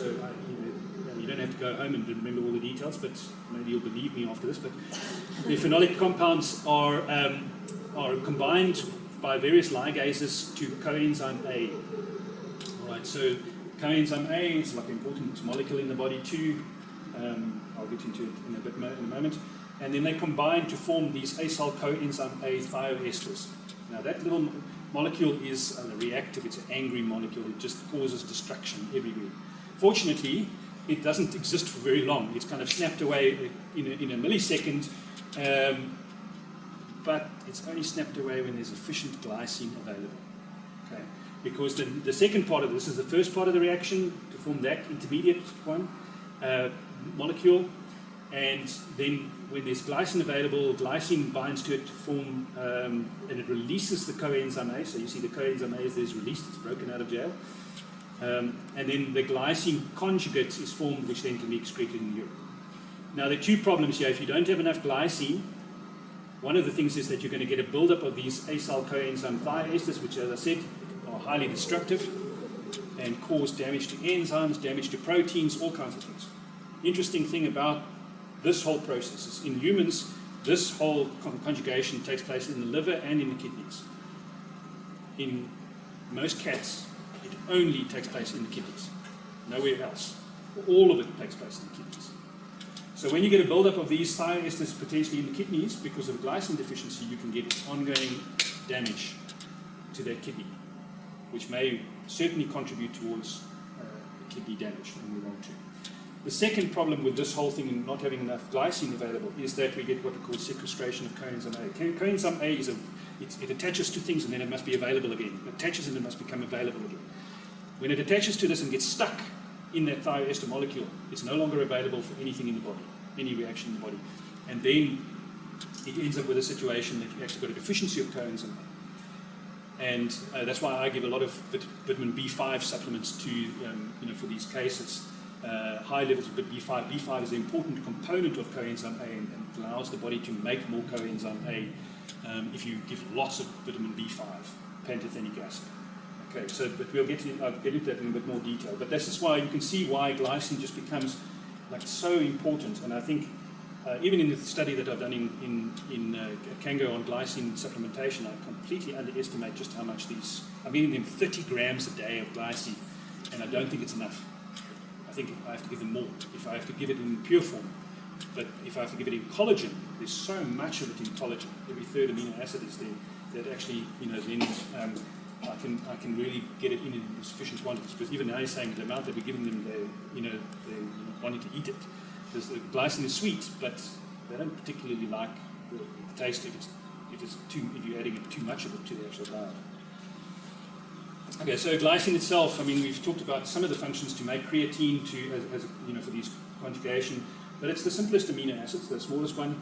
It's in humans considered to be non-essential because you can make glycine from a number of other amino acids, although I put that in inverted commas because I'll show you that it's actually not so non-essential, it actually becomes quite essential. And every third amino acid is in collagen is glycine. And then it's an inhibitory neurotransmitter. When you take, a lot of people take glycine powder, to help them sleep better. It inhibits the nervous system, calms everything down, and it plays an important function in sleep and so on. And it inhibits the activation of the immune system cells in exactly the same way that it inhibits the actual nervous system cells. So it actually acts as a little bit of a brake on the actual immune system and prevents these kind of runaway inflammation type things. Reactions in the body. So it's got a really important function. So there I've also, creatine synthesis, the other important thing is it's required for glutathione production. And that, if you remember, I talked about glutathione as the main antioxidant. So every cell in the body has got lots of glutathione, and you need glycine to produce glutathione. So that's a problem. Porphyrin synthesis, purine synthesis, I'm not going to go too much in detail there. Bile acid synthesis, well, that's only really in humans because they would use taurine as the main bile acid conjugation product in the cat. So thankfully there's one reason that the cheetah doesn't need more glycine. So that's quite good. And then the conjugation of xenobiotics, those are just those phenolic compounds that I talked about. There's a fancy name for them, or the group of them in total, and then modulation of methylation. So if you eat a lot of red meat, you're going to eat a lot of methionine, you've got a lot of methyl groups. To try and counterbalance that, you actually need to counterbalance that with a bit of glycine, because the glycine will help absorb excess methyl groups in the body as well. So I'm not going to go into that in detail either. This is what I was saying about the synthesis. You can get it from serine and threonine and maybe from glyoxylate a little bit. But there's a study in humans that has shown that most adults, human adults now we're talking about, will have potential deficiency in their diet and therefore not have the amount required for collagen synthesis of up to about 10 grams per day for a 70 kilogram human. And they just analyzed, they did all the maths in terms of how much glycine can you make, how much do you get in the diet, etc., and put the sums together and realized that probably most humans don't get enough glycine in the actual diet as well, because we don't eat necessarily animal tissues, sufficient animal tissues, bones and collagen. It's one of the reasons why soup, chicken broth and stuff like that are really good for you when you're recovering, is because they're very high levels of glycine. A lot of these paleo guys are also pushing that as a big, eating more collagen containing tissues to provide yourself with additional glycine. Yes. Is there a possibility of overdosing glycine? Yeah, you can, but the toxic dose in humans is about 80 grams of it per day, where you might start to feel a little bit sleepy. And for you to actually cause any sort of major side effects, you'd have to go 10 times that, to 800 grams. It's almost a kilogram of glycine per day. So it's a very safe product to use. It really doesn't actually cause any. So rather to give more than. Yes, yeah. But it's expensive too. It's not. It's actually relatively cheap. It's not that expensive. But and you could say, well, why not just feed hydrolyzed collagen? Well, that would be even more expensive. So I don't think it's with the amounts that we need to give. It might be helpful in some cheetahs that really are averse to eating any collagen at all, any skin or bone or anything like that. That they like the red meat more than anything else. Then it does help somewhat. But as I'll show you in some of the studies that we did at Kango, it's not solving the problem on its own. Even if we give 30 grams a day, it's making things better, but not as good as feeding more collagen-containing tissues. That seems to be the thing that really helps the most. The chicken skin is also rich in collagen. Well, it is, but it's so thin compared to bovine skin. That's part of the problem with feeding chicken. It's relatively low in glycine overall, compared to, if you've ever seen any antelope species, that's why we don't tan chicken skin. I mean, there'll be nothing left of it. It's so thin, but it is high in collagen. But even if you look at remember that broiler chickens are also bred for muscle meat, not for any other component. And the proportion of muscle meat relative to the total carcass in broiler chickens, so is relatively high. They actually die if they left to live too long, because the muscles just become so big that they actually can't maintain them. There's heart failure, broiler chickens. So you ideally want to actually feed a layer. Chicken would be a better source of chicken, although they don't produce as fast, so it's a bit of a problem. So Adrian, excuse me, would then, for example, with my feeding Yes. mainly the meat, Yes. should I be adding, is there sufficient glycine in the supplement, or should I be adding more? Well, I think you might want to add more if you're feeding a lot of chicken, but as said... No, I mean of the game meat. Oh, the game meat. Because they're not getting... It's coming skinless. Skinless, yes. Yeah. So that's very should sad. I be adding... Then you were going to need to add some more, find other sources of collagen. And I wish I could find a cheap source of collagen that you can just add, because you can get gelatin. Right. Gelatin itself is actually expensive. Yes. I mean, it's not a cheap product if you consider the amounts that these animals are having to feed. So if you can find a natural source of collagen, skin is probably the cheapest form that you can find. And then other things like cartilage, lung tissue has got a lot of elastin in it. The aorta, and the cheetahs don't want to eat it. Yeah. So that's sometimes the problem if they're not... I mean, you've got a bunch of young cheetahs, and they actually are really eating it. They do, but if you start them from the day they were weaned, they started on it. Yeah. And then you can get them on it, but not an adult one. No. And then those ones, and even they've got quite a few that we just ramp up the glycine, supplementation in those cheetahs. Yeah. And how do I know how much to add, for example? It's that's the a bit of a 60. thumb suck, because I thought with the last one that we're going to give them 30 grams, and geez, that's going to be a lot. And then I actually looked at the results, and I thought, it's probably not nearly enough. Not enough. Yeah. Not enough to stop the problems developing altogether. But it's certainly better than nothing. Right. And the premium cheetah supplement does have glycine in it, so Yes. if you then add additional glycine, you actually are giving quite a bit. And it's the other problem is that you reach a tolerance level where they don't want to eat. It becomes they're refusing to eat the food. I mean, Because of the powder, you mean? 20 grams, and they don't seem to bother too much at all. Right. Yeah. I'm just wondering now, because they're all fussy. Yeah. So now, Horrible.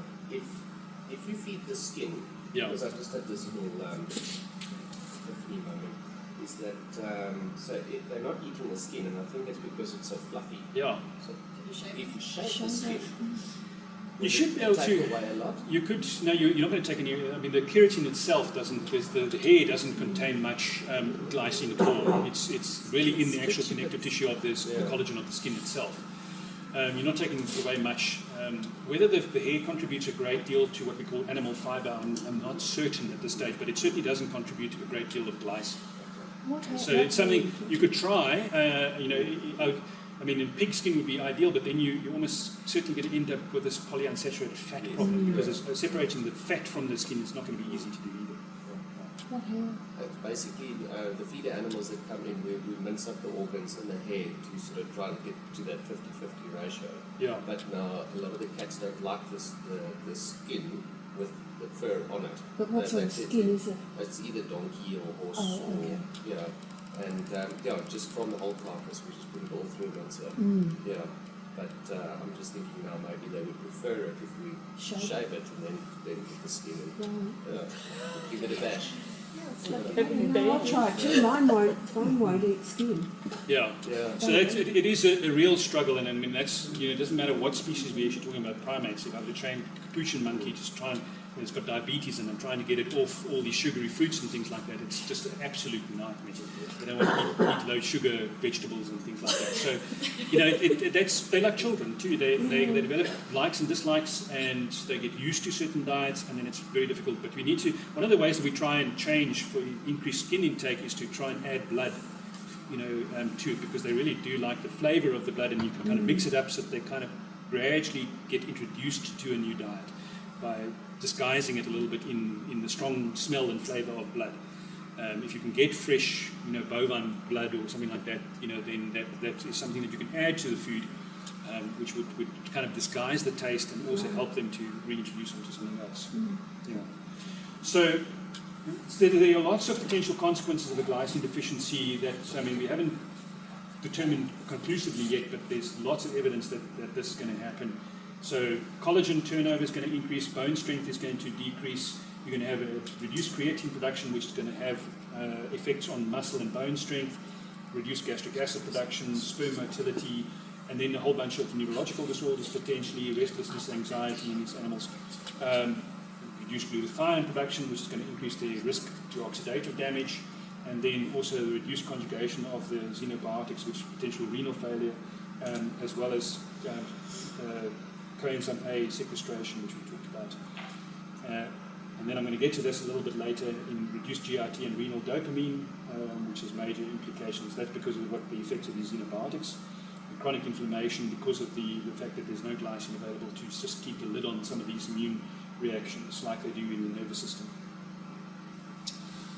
So the second part of this table that I want to point out on this is on this side here. I've indicated in red a lot of the compounds that we found that almost certainly come from bacterial degradation or bacterial fermentation.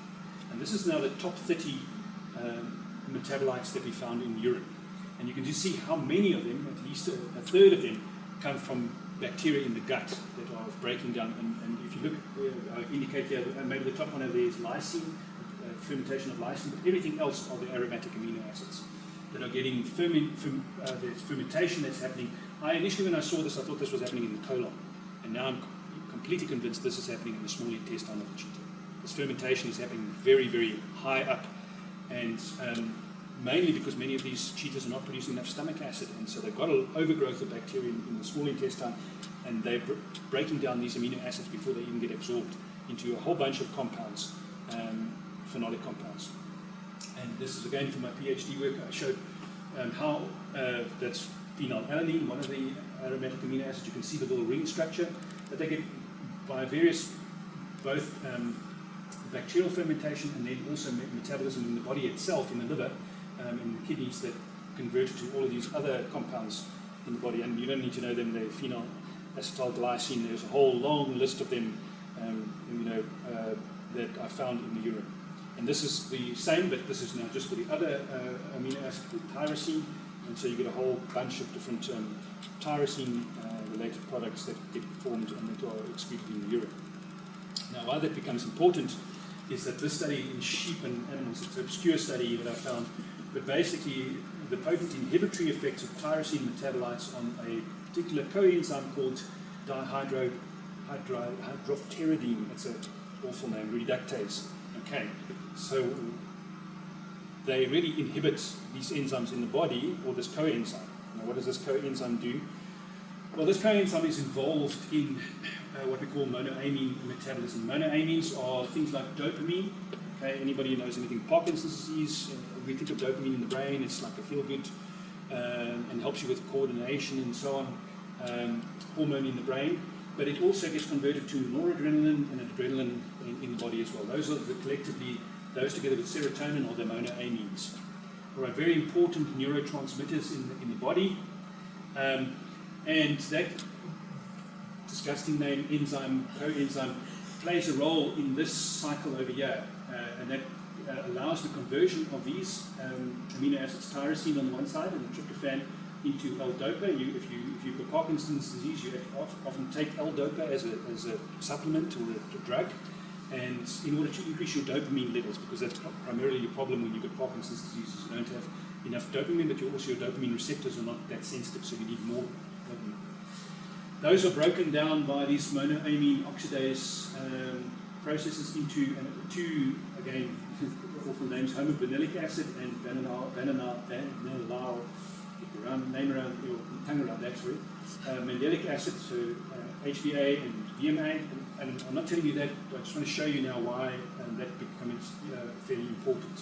Okay, so this is the whole dopamine cycle in the body. All right.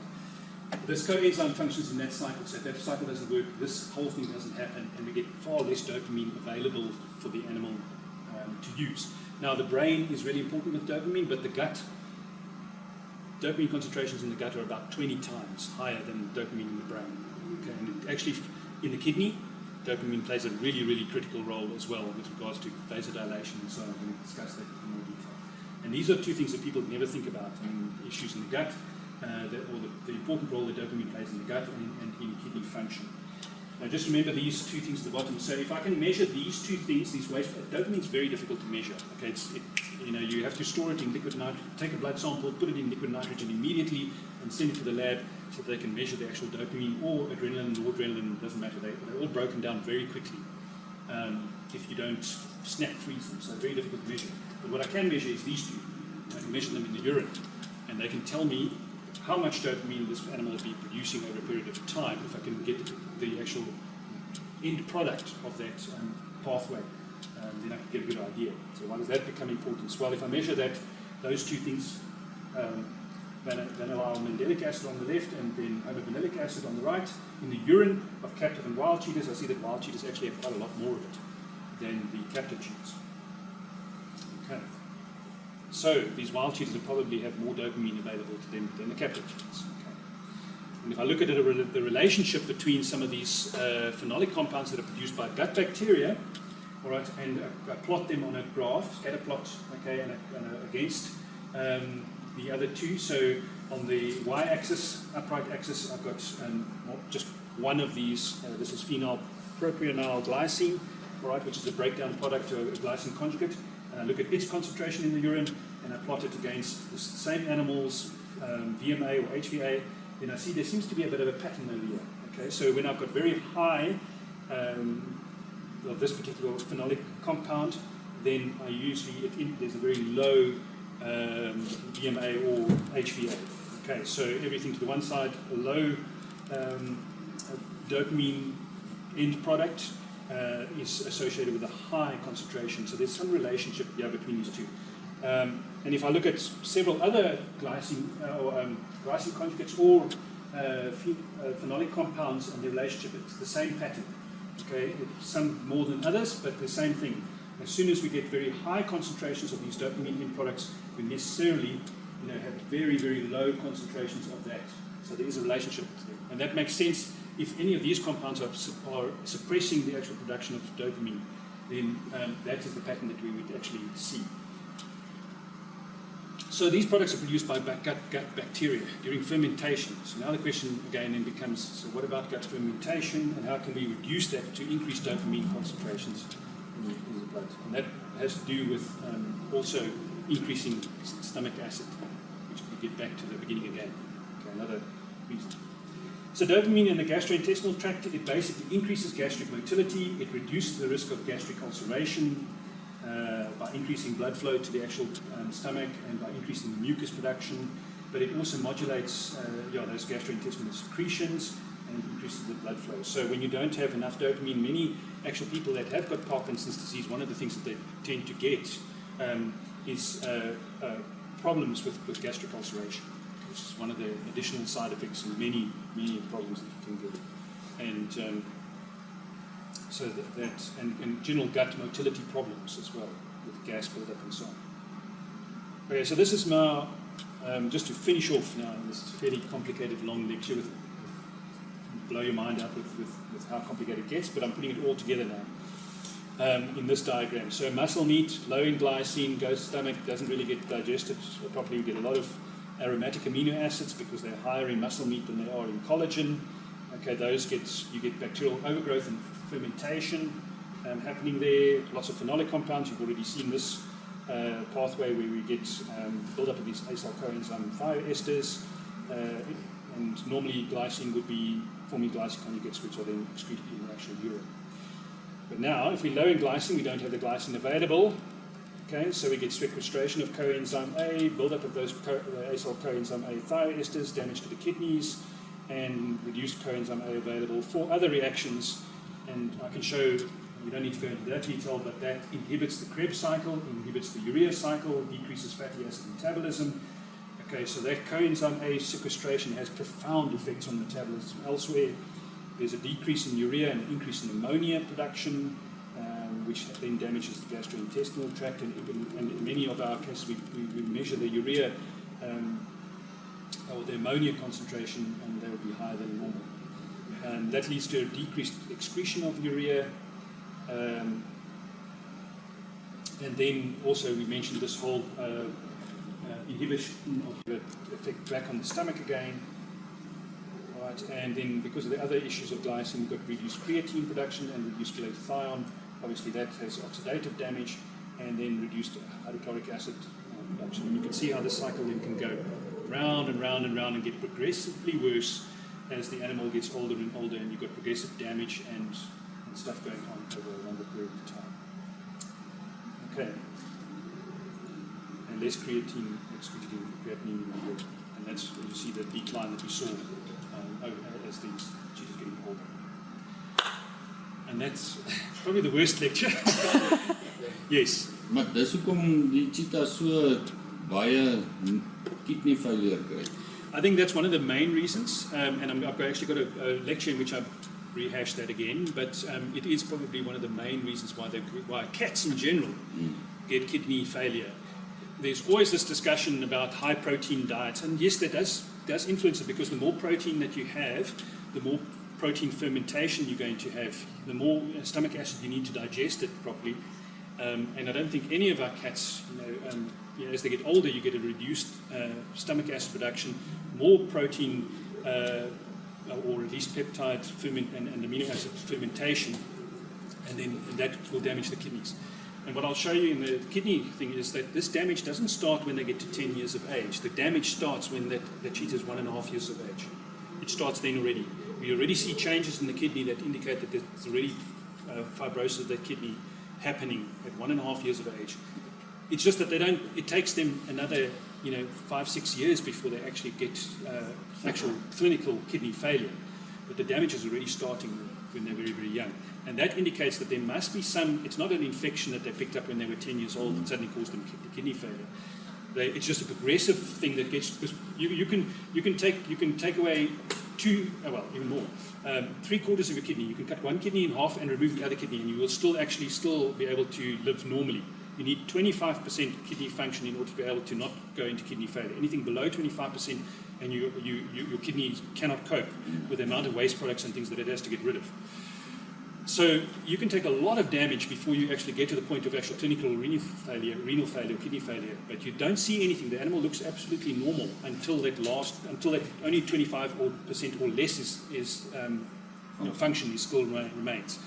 So, but I'll show you when we did renal ultrasound, where we measured the actual size of the kidneys, and I can show you just how it changes over time in one of the other lectures we did. So yeah, absolutely, it's a very important reason. There's another important one that I want to come to as well. Is it in die natuur ook so? I don't think so, because I don't think that they probably to some extent, but we don't know, because we don't ever find them, and we don't do the post-mortems on animals that have naturally died in the wild. That's verseker beter. But it's much better because they don't have the small intestinal bacterial overgrowth. They don't have the problems with hydrochloric acid production in the stomach. So these fermentation products don't ever occur. So they don't have to try and detoxify them. And they're getting lots of glycine because they're eating the whole carcass with collagen and everything else in it. So it really doesn't. It's not likely to occur that commonly in free-ranging cheetah. Currently, do you know of any captive cheetah that doesn't have these problems that you're talking about? No. To some extent. So if I had to go and do extensive, first of ultrasound of the kidney and look at the actual kidney size, the only ones that I know that probably don't have it are the ones that are getting whole carcasses of... Once they start getting the whole carcass... They can reverse this, they can reverse it, and they can remain stable for whatever damage has been done is done. Unfortunately, the fibrosis that takes place in the kidney is more often permanent. But if you've only got 20% fibrosis in the kidney and the other 80% of the kidney is functioning, that animal can live a normal life and never ever die of kidney failure. So that's the main thing. So you can actually reverse it. It's like if I get a cheetah that's been at another place and I'm not so sure about the quality of food and whatever being the husbandry makeup there. Yeah. So let's say 2 years or 3 years you get the cheetah and you change everything and you do everything right as You can stop it. You can stop it from developing gastritis potentially, and you can stop it from developing progressive kidney failure. So that its lifespan. I mean, that if you can, start feeding it right then, you can potentially take it to be 15 or 16 years of age.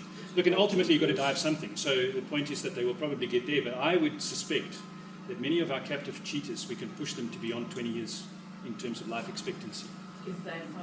And with a reproductive age of probably up to 15 years of age. That would be my hope if you could get them to that stage. In the wild, they're shorter lived, but that's because they're very often dying, getting killed by other predation or other things. So. And also, we don't know. If they die of kidney failure in the wild, they've been eaten by a leopard or a hyenas. Yeah, or they're just rotten. We don't ever get the actual tissues here. We don't see. And it's just something that I've always thought is a big thing for cheetahs getting kidney failure, especially females. Have you picked up on more males getting kidney failure than females in captivity? I think it's probably males are going to get a little bit more kidney failure. And well, if you look at gastritis, then maybe possibly in some of the data I've got indicates that males are worse than females. And I don't know whether that has got to do, and it may have, the only reason I can think of at the moment is that males have more muscle mass. And so the creatine that is produced gets stored, is distributed further into more muscle, and so there's less available overall because they're eating more and they're producing the same amount, they've got the same problems. But because the slightly larger body size of the male makes it more prone to actually developing more serious problems, simply because of the creatine issue. And what I was also thinking with males, females, and also the normal females that had cubs and raised them or not raised them but had cubs versus cheetah. I think I've mentioned it to you a year or two ago to see if there's any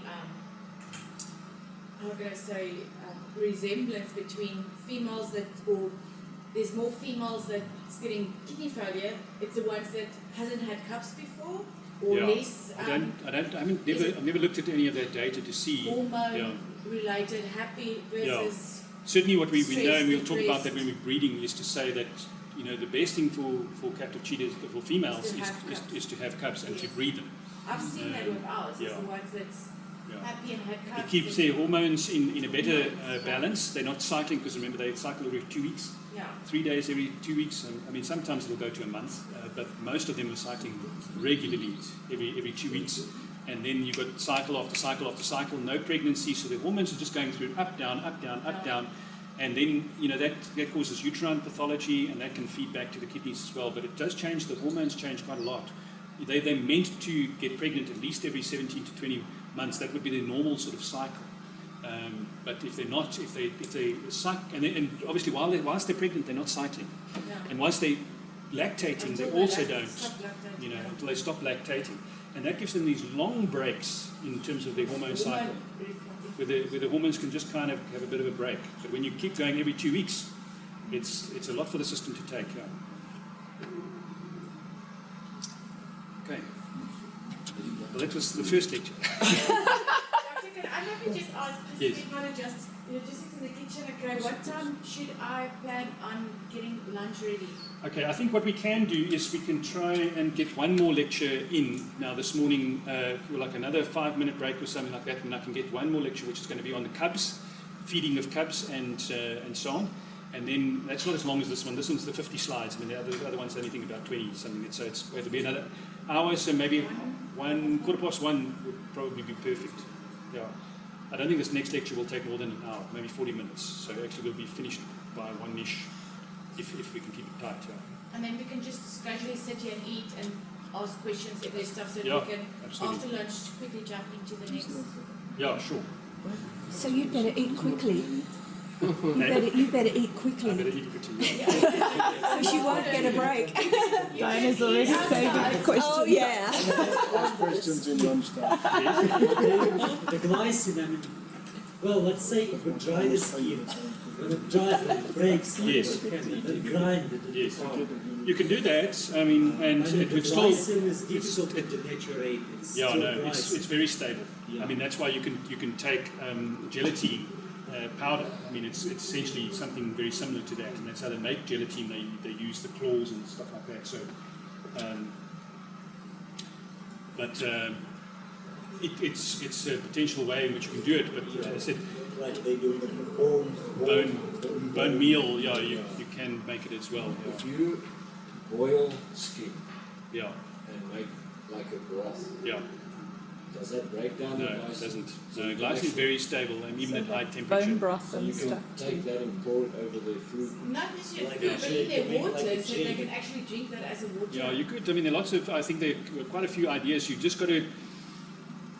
Yeah, the boiling won't make any difference. It's not going to break down the glycine at all. It might make it But easier. it's extracted that you can use that broth. You can potentially do that. Yeah. Boiling that it will be at the You just got to cook it for a lot of time, so it's a lot of energy, a lot of heat that is, so I'm not sure how cost effective it's going to be to be able to do that rather than feed raw skin. Raw skin is still going to be the cheapest. Yeah. Yeah. Our cats, if we slaughter we farmers chickens, so Yes. every morning we slaughter the day's feet. Yes. They like the feet. Bones and the feet Of and the the- legs. Yes, of the the legs, legs. yeah. And that's one of the things that I've raised, or line cut on chicken heads and feet because it's again a fairly nice, cheap. Do you have to cut them nails? No, no. The only thing is that when they're really young, and if you wean them quite early on, because we talk about that in the next lecture, then the problem is that they don't have the teeth to be able to get through even the chicken head. Then you have to cut it up, and that's a bit of labour intensive. But it's actually a really good source of collagen. It's got a lot of connective tissue in it, and even the brain and the head They like they like it. the chicken heads and feet. Yes. They like That's it. what that's they like the a huge part of. I feed my dogs a raw diet, and one of the main feeds that is chicken heads and feet, simply because it's cheap. But it's also a very good form of collagen, and the brain has got obviously a lot of essential fatty acids and stuff like that. So nutrients in the brain itself. Normally they first go for that. Yeah.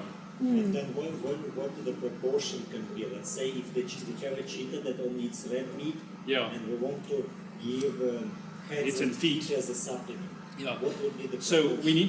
you need to work towards no more than 50% muscle meat, and the rest can be made up in different proportions. But we work on roughly some organ meat, which would be 20 to 30% organ meat, and then the rest collagen-containing tissues, of various kinds. So you could be as high as 30, yeah, quarter to 30%, quarter to a third of it would be made up of some form of collagen-rich tissue.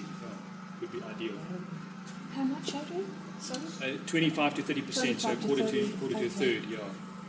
No more than half muscle meat, and then you've got organ meats, or which can be kidneys or liver or spleen or something else, and that you can rotate as well, so that you don't give liver every day, because that would then lead to a vitamin A excess probably, even though they're quite resistant to that. But you don't want to, and copper would be you get a copper excess, especially if you're going for beef liver.